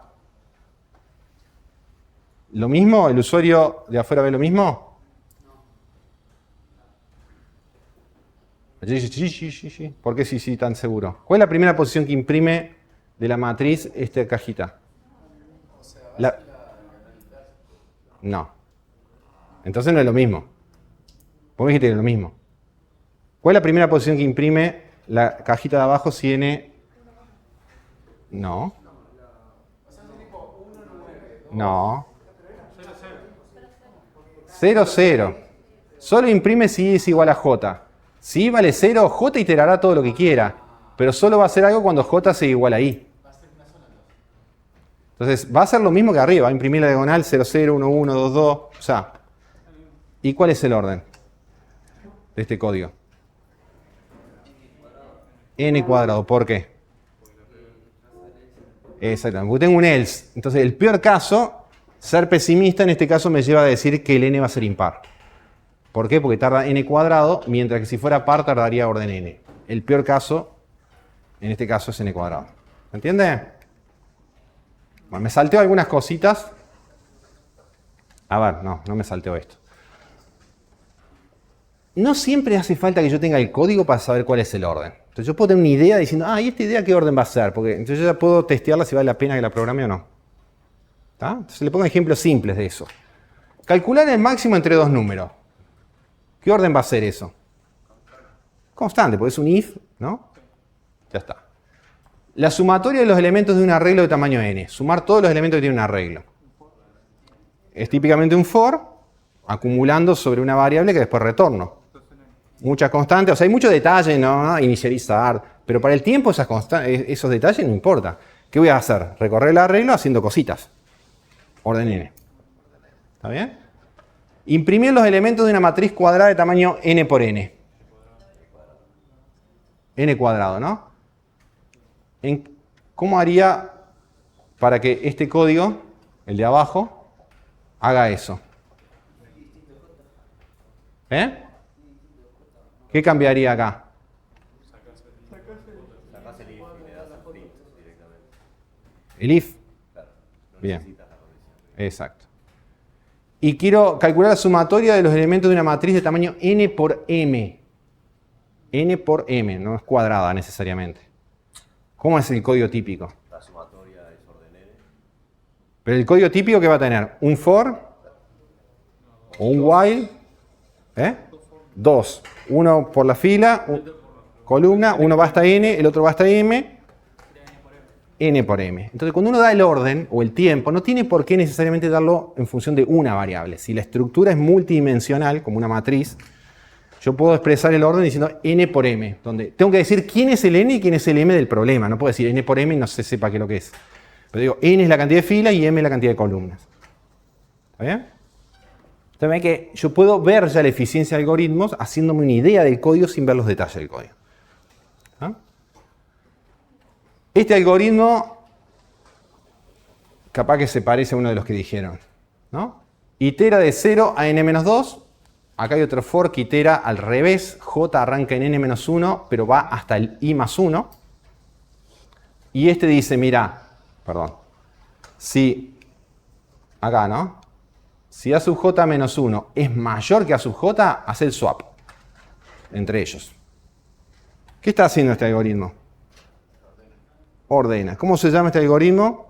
Lo dijeron por acá hace un ratito. ¿Cuál? El bubble sort. Digamos, ¿no? Arranca en la posición i0. J va a ir por todas las posiciones hasta llegar a la posición 1. ¿Y qué va haciendo cada vez? Trayendo desde atrás para adelante el más chiquito. Porque dice, si es menor, hace swap, ¿no? Y es como que va trayendo la burbujita más chiquito y la deja primero. Después corre un el i, el siguiente más chiquito lo deja segundo, ¿no? Por eso se llama bubble sort, como las burbujitas de gas, ¿no? Que suben. ¿Sí? No entiendo por qué está el primer for. El primero. El primero está justamente para necesitar los dos. Vos tenés acá, ¿no? 0, 1, ¿no? Acá tenés el i, se mueve así. ¿Sí? Y el j viene así al revés. Hasta acá. ¿Ah? Entonces, cuando el i vale 0, la primera iteración del for externo, lo que dice j, anda comparando este con este. ¿Y quién queda acá de estos dos? El más chico. Después dice, compara este con este ahora. ¿Quién queda acá entonces? El más chico. El más chico de los dos, que es el más chico de los tres en realidad. Entonces va trayendo el más chiquito hasta que el más chiquito lo deja ahí. Ahora i lo pone acá y empieza desde acá para allá. Entonces dice, de nuevo, los dos más grandes, va trayendo el siguiente más chico y lo pone acá. ¿No? Entonces el i lo hace para ir cada vez avanzando de a uno, marcando dónde va a quedar el siguiente más chico. Y el j es el trabajo de llevar el que le toca el turno a ese lugar, a esa casilla. Es como que primero va la burbujita más chiquita, la siguiente burbujita más chiquita y al final va la burbuja más grande, digamos, ¿no? ¿Se entiende? ¿Cuál es la complejidad de esto? No lo voy a ver en detalle, lo van a ver en el práctico. Uno dice, no es tan claro cuál es el orden. ¿Por qué? Porque si miro el for interno, fíjense que el for de j no se hace siempre la misma cantidad de veces. Depende del i. De hecho, a medida que este i va aumentando, j cada vez corre menos. ¿Se entiende? Fíjense la condición ahí, dice i menor que j, o sea que la última vez que itera es cuando j vale i más 1, porque ya cuando lo decrementa después ya j es igual, o sea, i es igual a i, ya no itera más. ¿Está bien? Entonces uno dice, ¿cómo planteo el tiempo en esos casos? Y bueno, el modelo matemático para plantear cuando hay dudas es el de las sumas. Entonces, ¿cómo llevo este código a un modelo matemático? ¿Qué es lo que hacen los matemáticos, ¿no? Por eso que la matemática ha sido una forma de conseguir trabajo, es metiéndose en la algorítmica, representando, viendo el tiempo y optimizando. porque le da todo un área de trabajo. Si yo conozco y sé manipular las matemáticas y sé encontrar funciones más pequeñas que otra que es igual, entonces está. Digo, me sirve para optimizar código. ¿Cómo puedo llevar este modelo computacional a un modelo matemático? Bueno, empecemos el primer for. Digo, ¿qué dije antes? La suma sobre todas las iteraciones del ciclo. Entonces digo, bueno, sumatoria de qué? De i igual 0, pongo incluso la misma variable, hasta n-2, porque tiene que ser menor estricto que n-1, de lo que esté adentro de ese for. Las constantes las voy sacando porque no influye. ¿Qué es el for que está adentro? La instrucción que está adentro es otro for, que va desde qué? Desde i más 1 hasta n-1 dijimos, ¿no? Y lo que pongo acá, j igual i más 1 hasta n-1 de, y todo lo que está adentro agrupo todas las constantes. En particular, esta comparación que está acá y el swap de dos variables, que son 3 asignaciones, son todas constantes. Entonces digo, lo llamo constante acá. ¿No? ¿Y ahora qué tengo que hacer? Desarmar esa sumatoria. ¿No? La sumatoria, cuando no depende del valor, es, ¿no?, la cantidad de iteraciones por ese valor, y si depende del valor tengo que ver si es la suma, ¿no? Propiedades matemáticas muy básicas, uno se va a calcular y me dice, ¿qué te da esto? N cuadrado. Y voy a decir, ay, ya sabía que había dos for anidados, hubieras dicho antes que era N cuadrado. O sea, a veces uno no sabe, termina siendo en este caso N cuadrado. Pero después le voy a poner un ejemplo que tiene 3 for anidados. Y dice, no, ya no voy a hacer las cuentitas, ahora digo N cubo, ya está. No, hago las cuentitas y me queda N cuadrado. Entonces, si yo hago el ojito, puedo poner cotas superiores muy pesimistas. Si hago las cuentas, o me convenzo que la cota superior está bien, o puedo encontrar cotas superiores mejores. Pero ahí sí tengo que recurrir a la matemática para hacer cuentitas. ¿Está bien? Miren este código. Una función f que recibe un arreglo, leámoslo así, un arreglo de enteros a de tamaño n. Inicializa la variable entera m con a sub 0, itera, hace este if y retorna m. En palabras, ¿qué está haciendo? O sea, retorna el mínimo elemento del arreglo. ¿Sí? Vale decir no. Vale decir no entendí. ¿No? Acá se queda como diciendo, fíjense que va a retornar m. O sea, la clave acá está quién es m. ¿Qué hace m? ¿No? M lo guarda con a sub 0 para inicializar y después itera todas las otras posiciones, que no son las 0, desde el 1 hasta el n-1. Dice, ¿por qué itero al revés? Porque tenía ganas de complicarle la vida a ustedes, nada más. Podría iterar al revés y es lo mismo.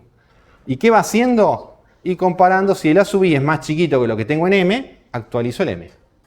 Entonces, si paso por todas las posiciones y cada vez en m me fui quedando con lo más chiquito que encontré, es el mínimo. ¿Qué orden es este código? Rápido, así. Orden n. ¿Por qué? Uno diría, si miro esta instrucción de acá, es constante. O sea, esta línea sola es orden 1. El return también es orden 1. Pero la cajita del medio, uno dice, se hace n-1 veces con muchas constantes. Pero n-1 y las constantes, lo que importa ahí es el n. Las constantes se van. Entonces, todo esto es orden n. Como están los tres en secuencia, orden 1, orden n, orden 1, el peor es orden n. Si fuera I, sería orden n cuadrado. Si fuera A y I serían 2, sería una matriz. y si sería n cuadrado si tuvieras otro for, si no, no va a ser n cuadrado. ¿Ah? Ahora vamos a ver un ejemplo. Miren este ejemplo. No hace nada interesante. No voy a preguntar si es el mínimo, máximo, qué imprime, no importa. Pero sí importa que veamos el orden. Este recibe un arreglo a de tamaño n y un entero k. Usa una variable booleana, está inicializada en false. Y después itera. Mientras el i no sea menor que n y not está, al comienzo vale esta condición porque está de false. Dice, si a sub i es k, entonces ejecuto esto. Está lo pongo en true, hago esta iteración imprimiendo cosas. Cierro, se acabó el código. Así, si yo le dijera, ojito, rápido, ¿cuál es el orden de este código? N cuadrado. ¿No? El ojito dice, hay dos for anidados. N cuadrado seguro funciona. Capaz que hay algo mejor, pero esa seguro funciona. ¿Está bien? Es una cota superior. La pregunta es si no hay una cota superior, en el peor caso, mejor que N cuadrado. Esa es la duda.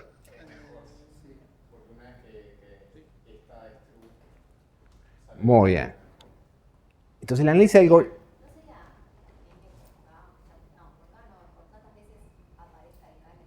Bien. Pero él está diciendo algo.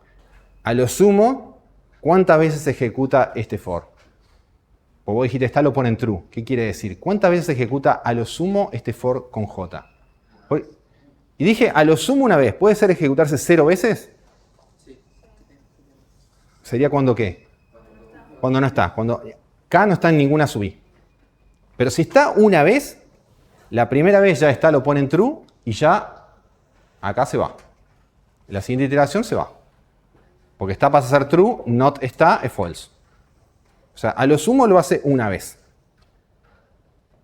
¿Cuál es el peor escenario para que se ejecute esa sola vez entonces? Porque lo mejor sería ninguna vez.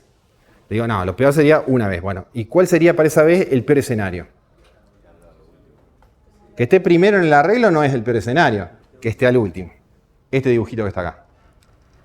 Supónganse que tengo todos los elementos distintos de K, salvo el último, que es K. Ese es el peor escenario. El que va a llevar a esto a ejecutarse más veces. Bueno, calculemos el tiempo de ese peor escenario.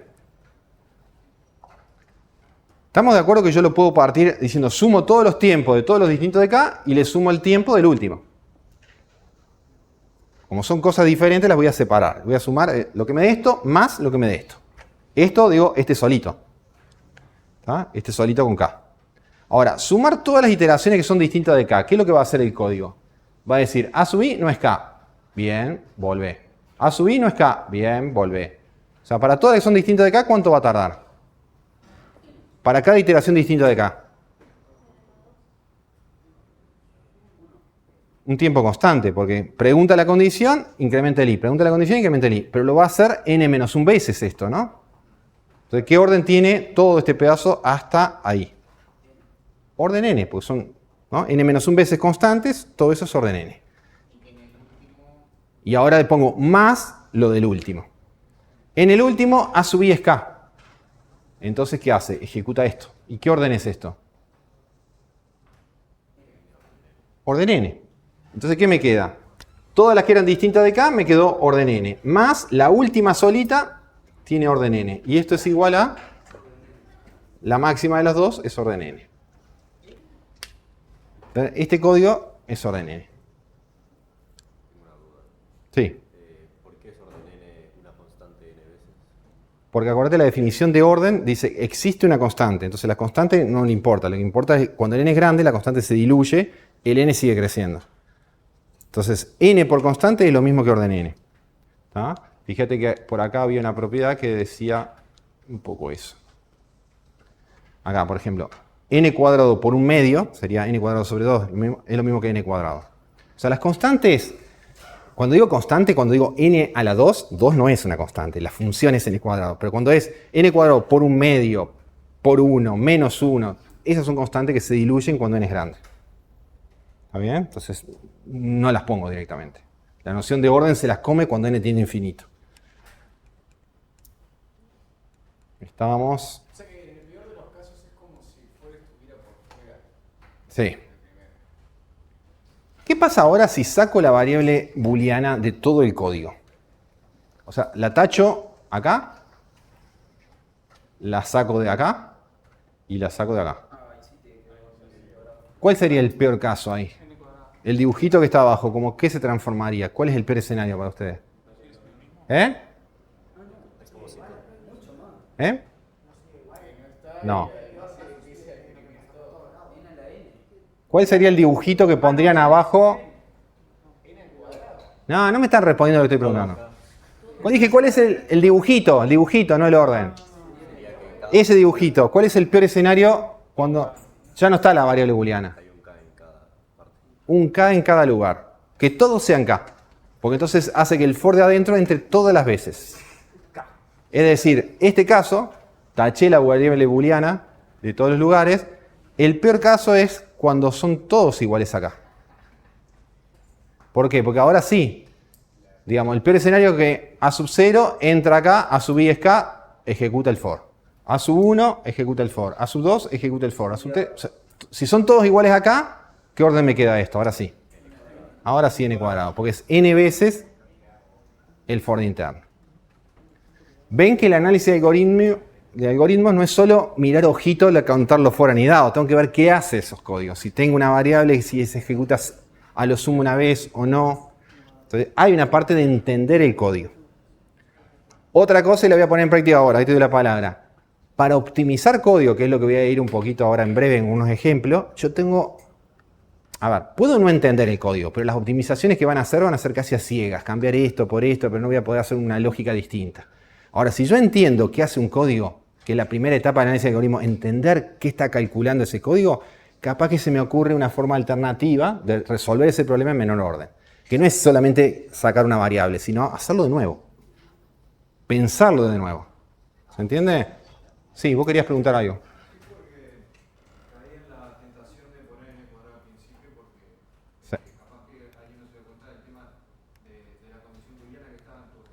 Sí.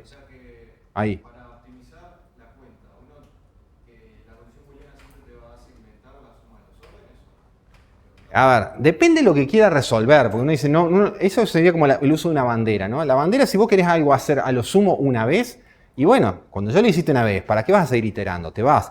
Es lo mismo que buscar un elemento en un arreglo. Lo que dije hace un ratito de un for. ¿Yo qué podría hacer? Que cuando el elemento no esté, llegue al final, y si está, igual llega al final, pero en un caso una variable pongo true, pongo el retorno. O puede decir que cuando ya encontré lo que estoy buscando, ¿para qué sigo iterando? Salgo. ¿Está bien? Entonces, porque lo encontré y no tiene sentido seguir buscando. Entonces, todo depende del problema que vos querés resolver. Estos dos códigos, sin la variable booleana o con la variable booleana, no hacen lo mismo. Son dos problemas distintos. Pero yo lo que estoy viendo con ustedes ahora es cuál es el orden, para que ustedes se pongan más duchos en, esto tendría n cuadrado y esto tiene orden n. Pero el otro lo hace a la suma una vez y este lo puede hacer múltiples veces. O sea, son dos problemas distintos. ¿Está? Entonces, ¿cuál es mejor? Depende. Ahora vamos a ver que no siempre las variables esas booleanas bandera hace que mejore el peor caso. Acá parece que sí. Pero le voy a mostrar un ejemplo ahora en breve que no. ¿Está? Este lo puse y lo comento rápido, pero rápidamente me voy de este problema, ¿no? El que quiera jugar un poquito, hay 3 for anidados. ¿Qué es lo que hace? No importa qué. La pregunta es cuál es el orden de esto. Si miro rápido, 3 for anidados en el cubo, ¿no? Y uno diría, el primero va de i igual 1 hasta n, el otro va desde i hasta n y el otro va desde j hasta i. Fíjense que están enganchados entre sí, ¿no? El for del medio depende del i que está en el primero y el for más interno depende de el j y del i, de los dos fores de afuera. O sea, están bien enganchados. ¿Está bien? Entonces cuando planteo las sumatorias me quedan esas 3, ¿no? Poniéndolos de dónde va hasta dónde va. Si uno desarrolla esa sumatoria, los términos que aparecen ahí, y hace bien las cuentas, es n cuadrado. Desafío para ustedes es llegar a ese n cuadrado. Ojo que si yo tengo n cuadrado menos n cubo, ¿cuál es el orden? N cuadrado menos n cubo. No. Es lo más grande positivo, ¿no? Entonces, cualquier cosa negativa se va respecto a cualquier cosa positiva. ¿Eh? Exacto. Y van a ver que acá puede aparecer un n cubo por negativo. Entonces la pregunta va a ser, uno dice, ¿cómo es esto? Pará, no entiendo nada. ¿Cómo puede ser que me quede n cuadrado? Entonces hagan después la interpretación algorítmica. El i va para allá, el j va para acá. ¿Dónde se mueve el k? Y van a encontrar algo raro con ese k, que no se hace muchas veces. Está actuando más como un if. Entonces, dice, por eso, este en realidad es un for tramposo, no se hace muchas veces. Entonces ahí encuentran la interpretación de por qué esto quedó n cuadrado. Pero matemáticamente, si uno hace las cuadritas, queda n cuadrado. Entonces puedes jugar con la matemática y con la algorítmica, no se preocupen, no va a ir eso en un parcial. Pero para que ustedes vean que uno puede interpretar la matemática diciendo, acá hay algo raro, y va al algoritmo y encuentra eso raro. Porque es el mismo modelo que está analizando. Este no te lo voy a poner, te prometo. Este. Bueno, si quieren hacer la cuenta de nuevo, ¿sí? Después puse muchos ejemplos, no voy a hacer todos, ¿está bien? Entonces vamos a ver algunos, va a haber varios en el práctico y después algunos para el que quiera algo más. Antes de ver algunos ejemplitos más, todavía nos falta media horita, algunos comentarios. ¿Tá? Si un algoritmo se va a ejecutar solo algunas veces, no es algo que se use muy a menudo, entonces a veces el costo de escritura y depuración puede ser el dominante más que la eficiencia. Y eso es razonable, depende de uno trabaje, ¿no? Ahora, si lo voy a usar mucho o con input grande, ya el orden es relevante. Si un programa solo se va a ejecutar con entradas pequeñas, la noción de orden no sirve. La noción de orden desprecia los factores pequeños. Entonces ahí uso el reloj del sistema para ver el tiempo de corridas con input pequeño, que son pocos. No me gasto con el orden. Un algoritmo eficiente pero complicado, recuerden que puede dificultar el mantenimiento. Entonces, si no está bien documentado, es difícil que alguien después lo mejore, le haga adaptaciones. Y un algoritmo eficiente en tiempo, pero que usa demasiado memoria extra, puede ser contraproducente. Y hasta ahora no vi ningún ejemplo de esos. Cómo uso memoria extra para mejorar el tiempo. Entonces, ahora vamos a ver algunos. Ahora vamos a ver. Variables, arreglos, matrices, auxiliar, etc. Bueno, esta es la bibliografía. Sigo con los ejemplos. Es como una mini pausa esa. Miren esta función. Recibe dos arreglos A y B de enteros. Ahí. A y B de entero de tamaño n. Y el código es este. Una variable booleana b le ponen true. Itera de 0 a n-1. Itera j de 0 a n-1. Y a... Esta es la asignación clave. Es una asignación, ¿no? A b le asigno lo que ya tenía b and a sub i menor que b sub j. Y al final de todo retorno el valor de la variable booleana b. La pregunta entonces es, ¿qué está haciendo esto? ¿Cuándo da true y cuándo da false? ¿Depende algo de los arreglos A y B? Obviamente. ¿Qué está calculando? Más fuerte, más fuerte. ¿Alguno? ¿Todos? O sea, retorna true si todos los elementos de A son menores que todos los de B, decís vos. 1 a 1 dicen acá, posición a posición.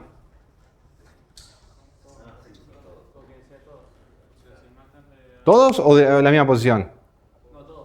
Todos. Fíjense. Fíjense. Si es falso el de la derecha, ya pasa a ser falso siempre. Exacto. Fíjense que... ¿Por qué me cambió la...? Ahí está.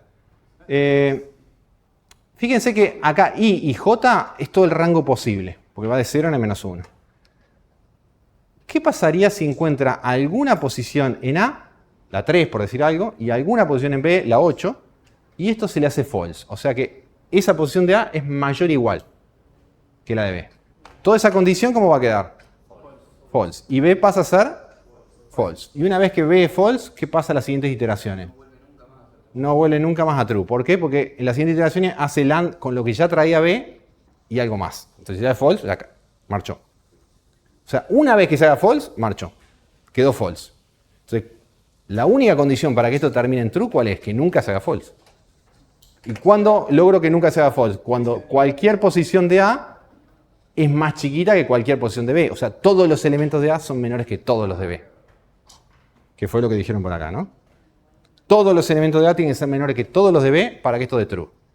Si hay uno que ya no cumple eso, false. ¿Sí? Entendimos el algoritmo. Esa es la primera parte de análisis de algoritmo. Entender qué hace. Pero es medio complicado para eso, ¿no? Bueno, vamos a ver si nos ocurre algo mejor. ¿Qué orden tiene esto? Este es fácil. N cuadrado. Porque acá los índices no están anidados. Acá el J, el I no aparece. Entonces esto es n veces constante. O sea, todo esto es n cuadrado.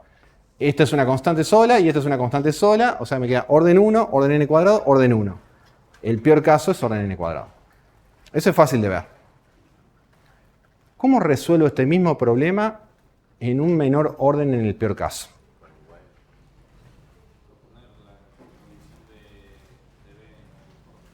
¿Qué pasa si acá, miren acá, porque no lo voy a escribir, ¿no? Donde dice J menor que N y donde dice I menor que N, en ambos le agrego AND B.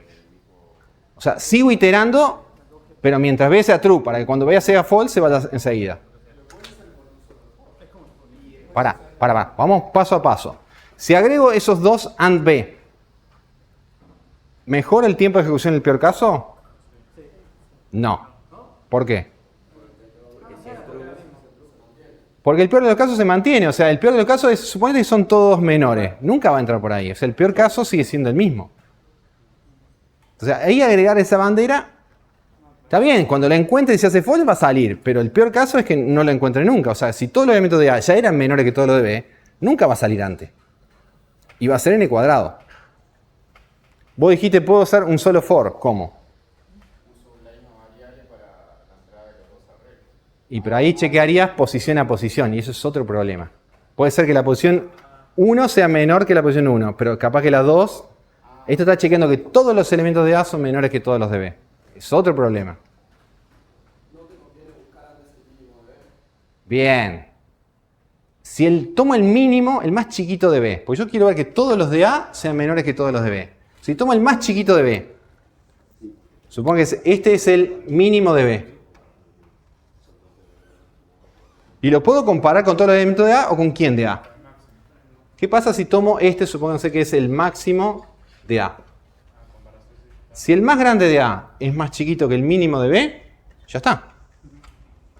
Son todos menores.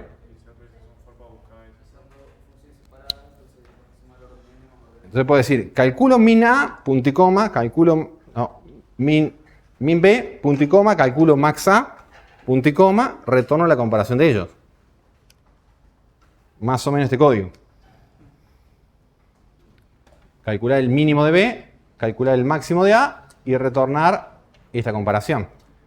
Recién vimos un código que decía, ¿qué calcula eso? Ustedes dijeron el mínimo elemento del arreglo. Y era orden, dijimos, n. El máximo es lo mismo, pero en vez de poner menor pongo mayor. O sea, ¿qué me queda esto? Orden n más orden 1. ¿Están en secuencia? El máximo. Entonces acá tiene una regla práctica para optimizar. No siempre la puedo aplicar, pero muchas veces sí. Que es cuando tengo procesos anidados, for anidados, ver si los puedo secuencializar. Porque la secuencia se queda con el peor. Cuando están anidados se multiplica. ¿No? Tantas veces este como tantas veces esto. Entonces, si yo puedo... ¿Queda un código a veces más largo? Sí. Más largo no quiere decir más ineficiente. ¿Está bien? A veces puedo poner algo muy compacto, pero tiene 3 for anidados y eso es mucho más lento que poner muchas sentencias a lo largo. Entonces no se lleven con que, hay un código largo y seguro que es ineficiente. Depende el orden. ¿Ok?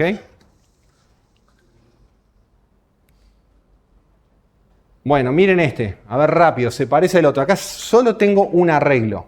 A de tamaño n. ¿Qué está haciendo? ¿Retorna true? Sí, solo sí, ¿qué? Todos los elementos del arreglo son iguales entre sí. ¿No? De nuevo, la misma lógica de recién. Si hay alguna posición I distinta a la posición J, ya esto se hace false. Una vez que se haga false, quedó false.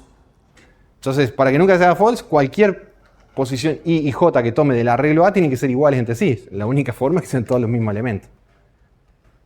¿Cómo esto lo puedo hacer en orden n? Mucho más fácil. Tomo el primero y lo comparo todo con el primero, por ejemplo. ¿Va? Acá creo que hice eso. Ese. Hice un for solo que compara todos con el A sub 0. Entonces, si son todos iguales a la sub 0, fíjense que retorno acá. I igual a n. ¿Está bien esto? O sea, yo quería dar true o false y quería dar true. ¿Está bien? Porque si son todos iguales va a llegar hasta n. Exactamente. Cuando llega hasta el final, I es igual a n, o sea, dejó de ser menor que n, pasó a ser I igual a n. ¿Qué quiere decir? Que nunca encontró la violación de la condición. Todos eran iguales. Si sale antes de tiempo, por ejemplo, el A sub 1 es igual al A sub 0, se repitió, ya I no es igual a n, entonces retorna false. Entonces, muchas veces, van a ver que yo lo uso, no quiere decir que ustedes lo tengan que hacer así. Uno dice, voy a chequear algo. Si llegué al final, la condición se chequeó. Si salí antes, la condición no se chequeó. O sea, llegar al final o no es la respuesta a veces. Si salí antes, quiere decir una cosa, llegué hasta el final, quiere decir lo contrario. Entonces me quedan mucho más compactos los códigos cuando uno a veces los piensa así. Van a ver un par de ejemplos más con esa idea. ¿Te puedo hacer una pregunta? No. Sí, dale. Si en el for puedo meter un statement como el del medio, ¿no? Y se me corta. ¿Para qué tengo el while? Y mira, yo no soy muy purista entre el for y el while. Yo sé que en P1 ustedes le pegan con la reglita así. En C y en C++ un for es un while. Porque fíjate la condición, ¿no? Inicializa mientras sea menor. O sea, la distinción entre un for y un while en C es casi nula. ¿Está bien? Entonces, acá usen el que les guste más, digamos. ¿Está? Es una cuestión de gustos, digamos. No es que está...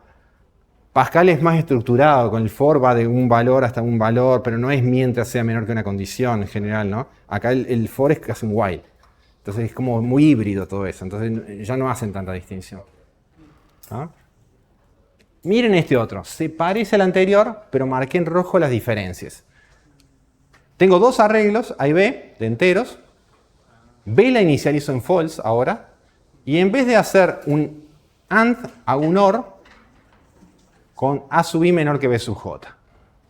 ¿Qué está haciendo esto? ¿Cuándo da true?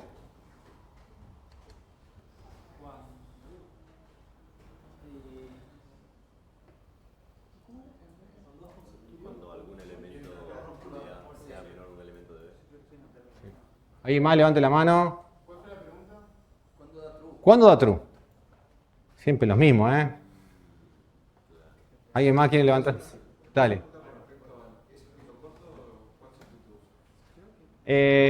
Yo uso circuito corto en general.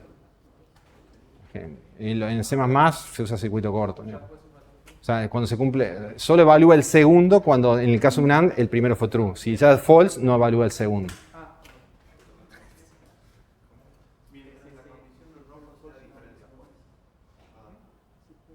Pero ¿cuál es ¿qué tiene que pasar de los elementos de A y B para que esto dé true? Entre los elementos... En el mismo índice, el elemento de A sea menor que No, mismo índice no. Cualquier me suena medio raro. sea menor que un elemento de A. No, todos no. Eso no existe. Antes decía todos, porque tenía un and. Ahora tengo un OR. El OR con 1 ya le alcanza. Si hay una posición en A. ¿Está bien? No sé por qué a veces aparece la flechita y a veces aparece la pelotita. Si hay una, y además me hace un zumbido acá esto. ¿Me está mandando una corriente algo o no? Bueno, mira, ahora aparece la pelotita. Si hay una posición en A menor que alguna posición en B, o sea, si esto se hace true, ya el OR, ¿cómo quedó? True. Y las siguientes iteraciones, aunque todas sean false, como B ya es true, va a ser true or algo. No importa que sea algo, es true. Una vez que cayó en true, quedó true. La única chance para que quede false es que no salga de la asignación inicial, o sea que nunca esto se haga true. Pero si hay una posición en A menor que una posición en B, ya está. Entonces está mirando si existe un elemento en A menor que un elemento en B. No importa qué posición.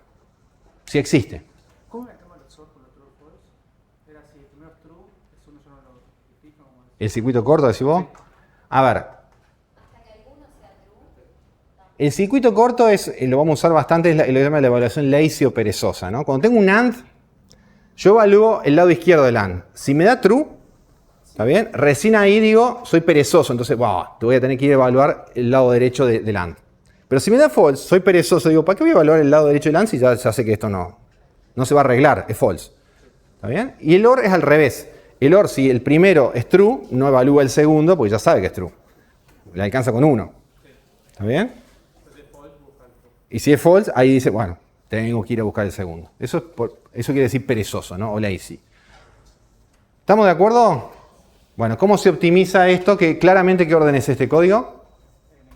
N cuadrado, porque cambié un AND por un OR, pero eso no influye en el tiempo. O sea, son dos for anidados N cuadrado. Ya eso rápido lo miramos y nos damos cuenta, ¿no? Vieron que ya están 1 hora y media de algoritmo y ya están mirando el código y diciendo, este es N cuadrado. Bien. Con los mínimos y máximos lo puedo, sí. Claro, lo podés optimizar haciendo los últimos en el otro, pero al revés, buscar lo contrario. Que el mínimo de A sea mayor al máximo de B y darlo vuelta. Exacto. Mínimo y máximo lo resuelve. Se lo dejo por ustedes. Este sí no le puse la solución, pero la respuesta la dio él. Muy parecido al que vi antes, buscar el mínimo y máximo, pero ¿mínimo de qué? La pregunta de qué arreglo y máximo de cuál. Pero bueno, piénsenlo y es fácil. O lo podés chequear contra todos, pero si querés chequear dos elementos solo, de uno es el mínimo y de otro es el máximo.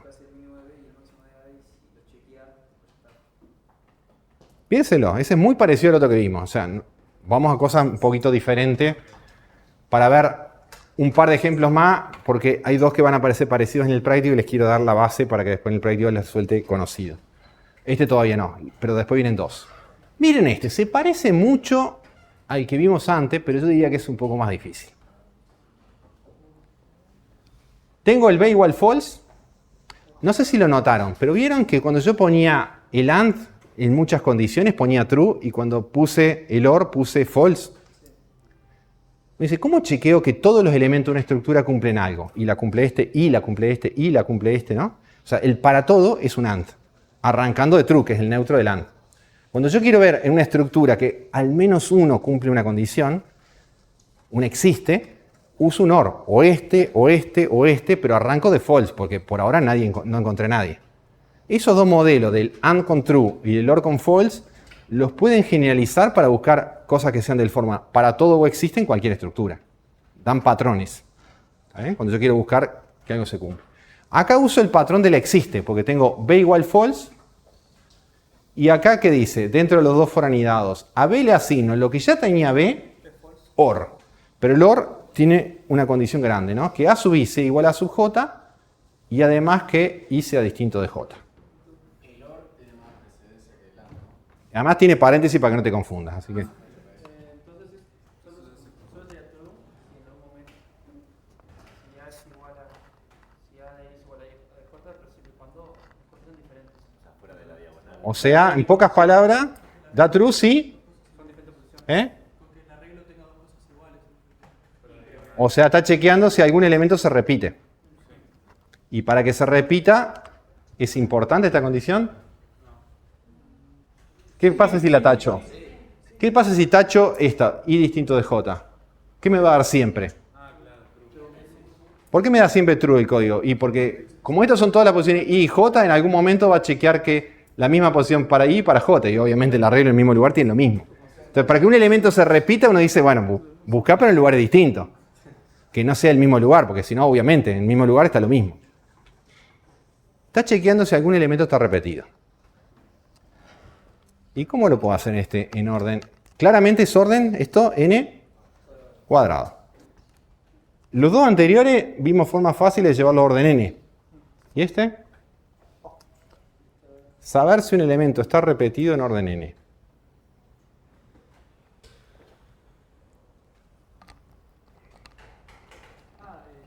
Dejar uno fijo y checarlo con todo lo demás. No.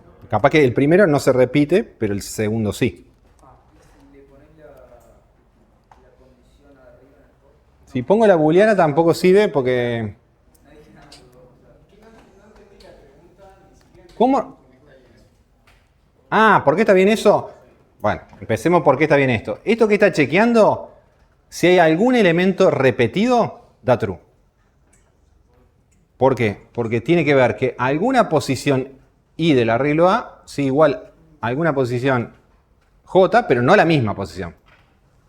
La O sub 2 con el A sub 5, ¿son iguales? Sí, entonces ese elemento está repetido. Ah, porque pasó un solo arreglo. Es un solo arreglo. Estoy viendo si en un arreglo hay algún elemento repetido. ¿Sí o no? Primera cosa, si no entendemos eso, no sigamos con lo otro. Si yo entendí que esto retorna, entonces true, sí, solo sí. Podrías hacer un solo for y por cada aparición de una variable sumar en algún contador, pero no sé cómo verificar. Lo puse a propósito, soy malo. Es viernes, qué apuro tenemos.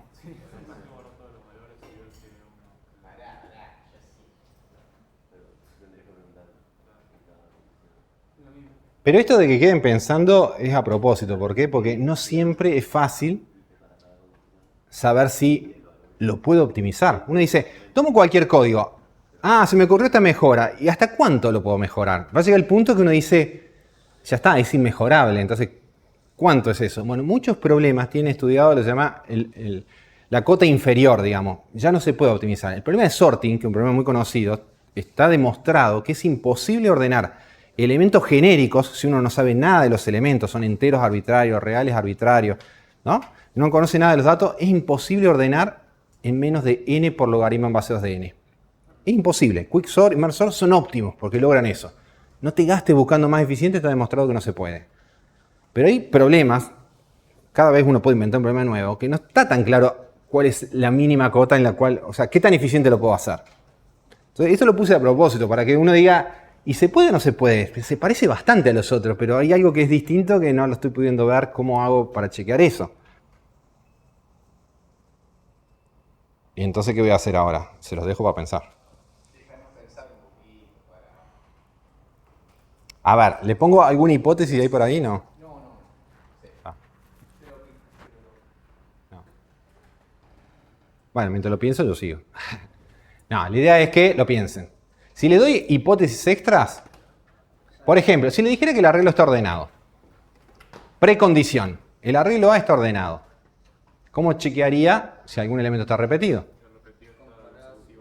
Si está repetido, está consecutivo. O sea, chequearía los A sub I con los A sub I más 1.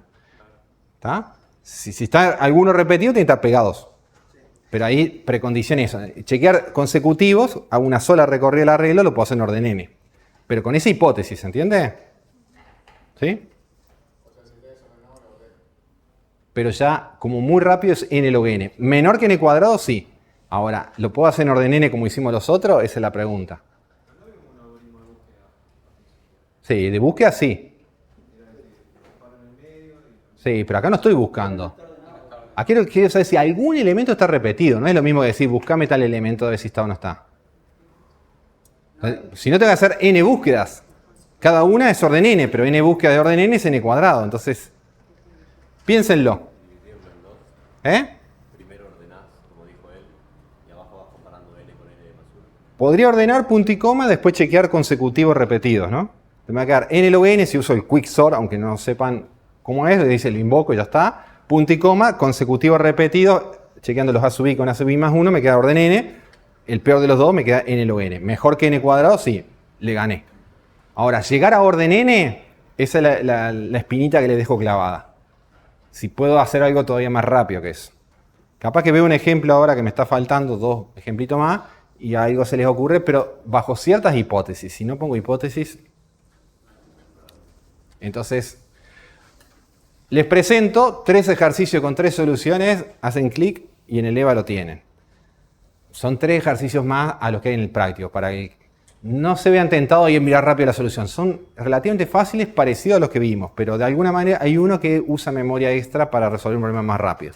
Entonces, después que hagan el coso, si quieren mirar, vayan ahí. ¿Está? Hacen clic y les abre ese archivo. 2 problemitas más y con esto nos vamos. Los 2 problemitas que voy a ver están en el práctico de cierta forma.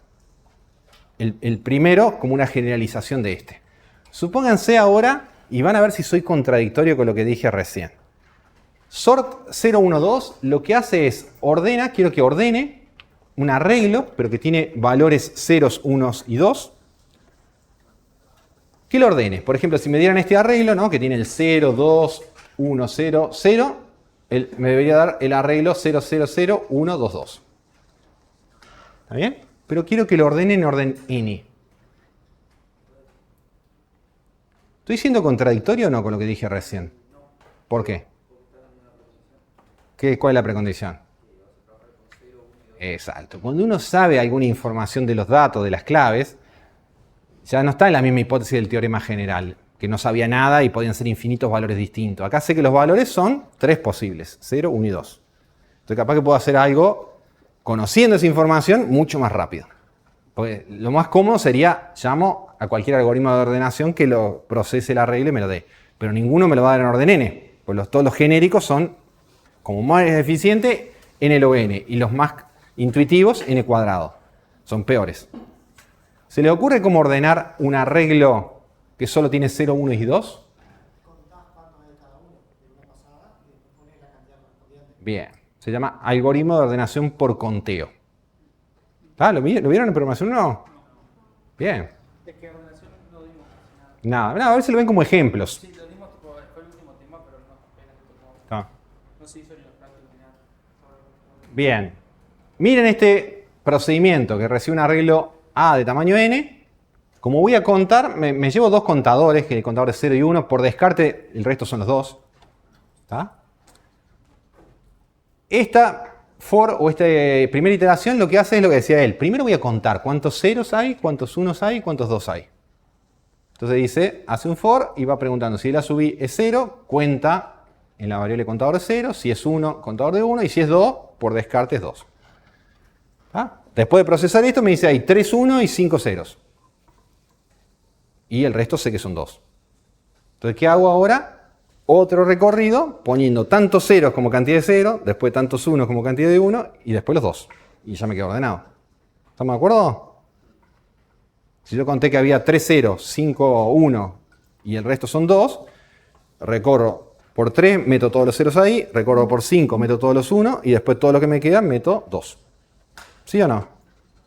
Podría hacer un solo for o 3 for para los 3 segmentos. Mete ceros, mete unos, mete 2. ¿Qué hace este? Bueno, los 3 for, que dice, mira, si había 3 ceros, entonces vas desde 0 hasta 2, poniendo a subir en 0.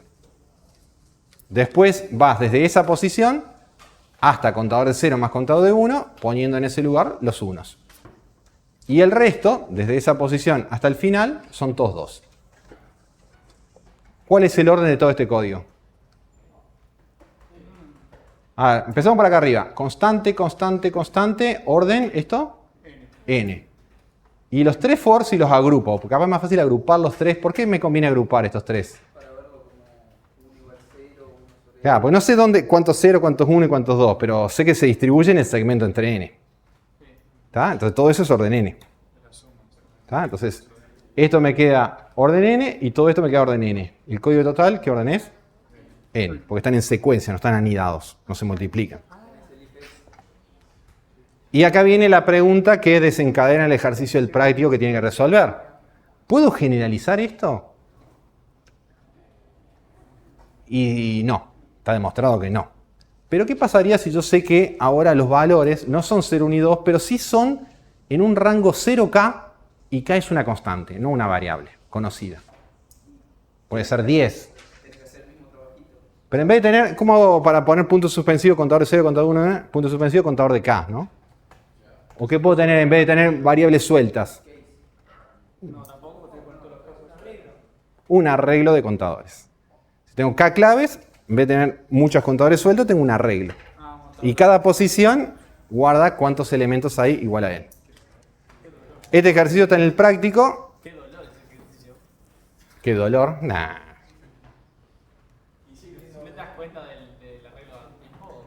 Bueno, y último y con este nos vamos, que también está un poquito en el práctico de cierta forma y tiene que ver con algo que dije y todavía no lo apliqué. Y a ver, capaz que se les prende un poquito la lamparita con ese que vimos hace un rato que dije, ¿se puede o no se puede? Supónganse que quiero chequear si dos arreglos son permutaciones. ¿Ah? Dado dos arreglos de tamaño n, valores en el rango 0k, retorne true si solo si los arreglos son permutaciones. K es un valor constante. ¿Ah? Entonces, supónganse que n es 5 y k es 3. ¿Está bien? Entonces, fíjense los dos arreglos esto. Ah, este no es el que yo quería ver. Bueno. Este. Es permutación. Era un solo arreglo. El otro es una variante de este, pero primero voy a ver el básico, digamos, ¿no? Un arreglo. Y quiero ver que ese arreglo de tamaño n tiene permutaciones de los valores entre 0 y n-1. ¿Qué quiere decir permutaciones? Por la duda que no se acuerden o no sepan. ¿Eh?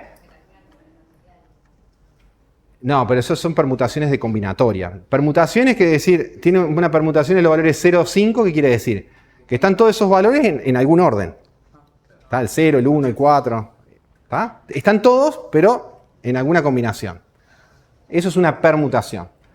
¿Está bien? Por ejemplo, si n es 5, fíjense que este arreglo 1, 3, 0, 4, 2 es una permutación de los valores de 0 al 5, de 0 al 4. Porque están todos los valores de 0 al 4 en algún orden. ¿Está? Está el 1, está el 3, está el 0, el 4 y el 2. Este no. ¿Por qué este no? Porque hay uno que está repetido y además falta el 3. Debe haber una única aparición de cada elemento. Un detalle importante. Dice, no tiene que estar repetido el elemento. Y tiene que aparecer una vez. ¿Por qué este tampoco es permutación? Acá no es repetido. 1, 3, 0, 8, 2. Porque el 8 se sale de rango. Yo dije permutación de 0 a 4, porque n es 5. Este está salido de rango. Y si sale de rango, 1 falta. Quisiera resolver esto en orden n. Chequear si me da un arreglo. Yo digo true si se cumple el primer caso, por ejemplo, y false en los otros dos casos, porque no son permutaciones. ¿Cómo chequeo eso? Acuérdate que yo chequear repetido ya me era doloroso, ¿no? Pero ¿qué sabemos acá? Sí, a ver.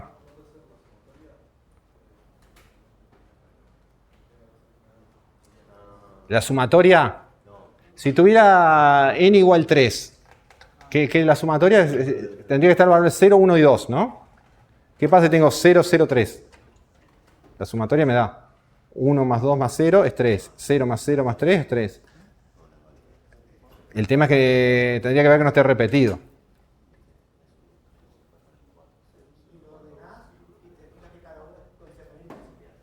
Lo podría ordenar y bajarlo a n log n. Si uso el quicksort. Pero en orden n. Por acá dijeron chequear, pero ¿qué sabemos de chequear si un elemento está o no está? Acá tengo información que en el problema aquel no la tenía. ¿Eh? Entre 0 y n menos 1. Entonces, ¿qué puedo tener? Un arreglo, me lleva una tablita de booleanos, por ejemplo, entre 0 y n menos 1, y cada vez que viene un elemento digo, viene el 4, lo pongo ahí. Si viene de nuevo el 4, ya está, es false, porque sé cuál es el rango. Puedo llamarme como si fuera un arreglo de booleanos para poner marquita. Este ya vino. Si uno vino y viene de nuevo, repetido. Fuera. Ahora, si cada vez que viene la primera vez y llego hasta el final, está bien. ¿Estamos de acuerdo?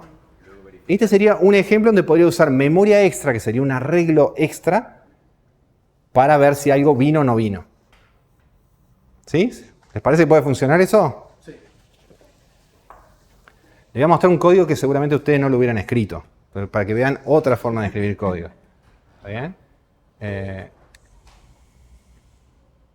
A ver, ¿qué tengo acá entonces? Dado un arreglo A de tamaño n, va a devolver un booleano, ¿no? ¿Cuándo da un booleano true? Cuando es permutación de 0 n menos 1 y da false si no. Defino, y esto lo están viendo en el práctico, sé que, ¿no? Cómo reservar memoria para un arreglo. La variable está es un arreglo de booleanos. Acá le inicializo todo el arreglo de booleanos en false. O sea, al principio nadie está. ¿Ah? Ni el 0, ni el 1, ni hasta el n-1. Y fíjense que va a ir haciendo. ¿Entendieron la idea de chequear si está o no está? ¿O no se entendió mucho? Sí. ¿Alguien no la entendió? Levante la mano. ¿Ahí? ¿Todos entendieron? Bien. ¿Qué hace esto? El gran for, diría yo. Metí todo en la condición. Típicamente ustedes no lo hacen. Ponen muchos if adentro y retorno en el medio. Dice, a ver, arranco desde la posición 0. Obviamente, mientras no llega al final. Y acá voy a usar evaluación lazy o perezosa. Si no llegué al final, ¿qué tiene que pasar para que sea un valor válido? Primero que esté en el rango. Porque el 8 no estaba en rango. Entonces digo, el a sub i tiene que ser mayor o igual que 0 y menor que el n. Y ya el 8 hubiera salido por acá. Y ya está. Y además de estar en rango, ¿qué tengo que ver? Que no haya venido previamente. Entonces, que el arreglo está para ese elemento a sub i, no esté. Not está. O sea, que sea false. ¿Está bien? Porque si ya era true y vino de nuevo, repetido. Ahora, si se da eso, que estoy en el rango y no había venido, ¿qué hago? Digo, bueno, entonces lo marco diciendo vino. Este ya vino. Y sigo iterando. Si sale este for, hay como 3 grandes condiciones para salir del for. ¿Sí? ¿Vos qué querías decir? No, era que acá sí depende del sustituto corto, ¿no? Sí. Porque si no te da un error. Exactamente. Solo evalúo estas dos condiciones acá, esta y esta, si esta condición es true. O sea, requiero que i sea menor que n porque si no estas posiciones pueden ser falsas, inválidas, no existentes. Entonces, cuando es falso que ya llegó i es igual a n, o sea, llegó al final, no evalúa esto, porque si no se sale de rango. Entonces es importante que el i menor que n esté primero. Para decir, bueno, si estoy en el rango, hago las preguntas válidas en esa posición. Válida es, no me salí de rango y no estaba. ¿De acuerdo? Está de a subir y lo pongo en true. Cuando salgo de este for, conceptualmente hay 3 condiciones, por más que uno vea 4 ahí. Una es que llegué al final. ¿Cuál es la segunda? Claro, que salió porque un elemento no estaba en el rango. Era o menor que 0 o mayor o igual que n. El 8, por ejemplo, ¿no? Y la tercera condición, ¿cuál es para que haya salido antes? Que ya estaba. Entonces, cuando lo fui a marcar 2 veces, ya tenía true, salió. ¿Qué retorno ahí abajo? I igual a n. ¿Está bien? De las 3 condiciones esas que yo dije, estoy chequeando cuál. Si pudo llegar al final, ¿por qué fue? Ninguno se salió de rango y ninguno de los que yo vi estaba repetido. Entonces son todos los valores de 0 n menos 1. O sea, vas buscando problemas. Si no tuviste problemas es porque está todo bien. Sí. ¿Qué orden tiene este código? En el peor caso. ¿Y cuál es el peor caso? No. Orden n, porque acá hay 2 for, pero están en secuencia. ¿Está? ¿Y cuál es el peor caso de este for más largo? ¿Cuál es lo peor que le puede pasar? Que salga por qué condición. ¿Cuándo itera más veces? Cuando llega al final, cuando i es igual a n. El mejor caso es que el primero ya se salió de rango, entonces se va. El peor caso es, chequeó todos, llegó al final y retorna igual a n. Pero en cualquier caso es orden n. Este es un ejemplo donde uso una regla auxiliar, memoria extra para computar. Fíjense si esta idea nos sirve para aquel. El que chequeaba si un elemento estaba repetido en un arreglo genérico. Yo diría que no siempre. A veces le ocurre condiciones para que sí funcione. Piénsenlo. Y déjenme ver. Sí. Nos vemos el miércoles que viene.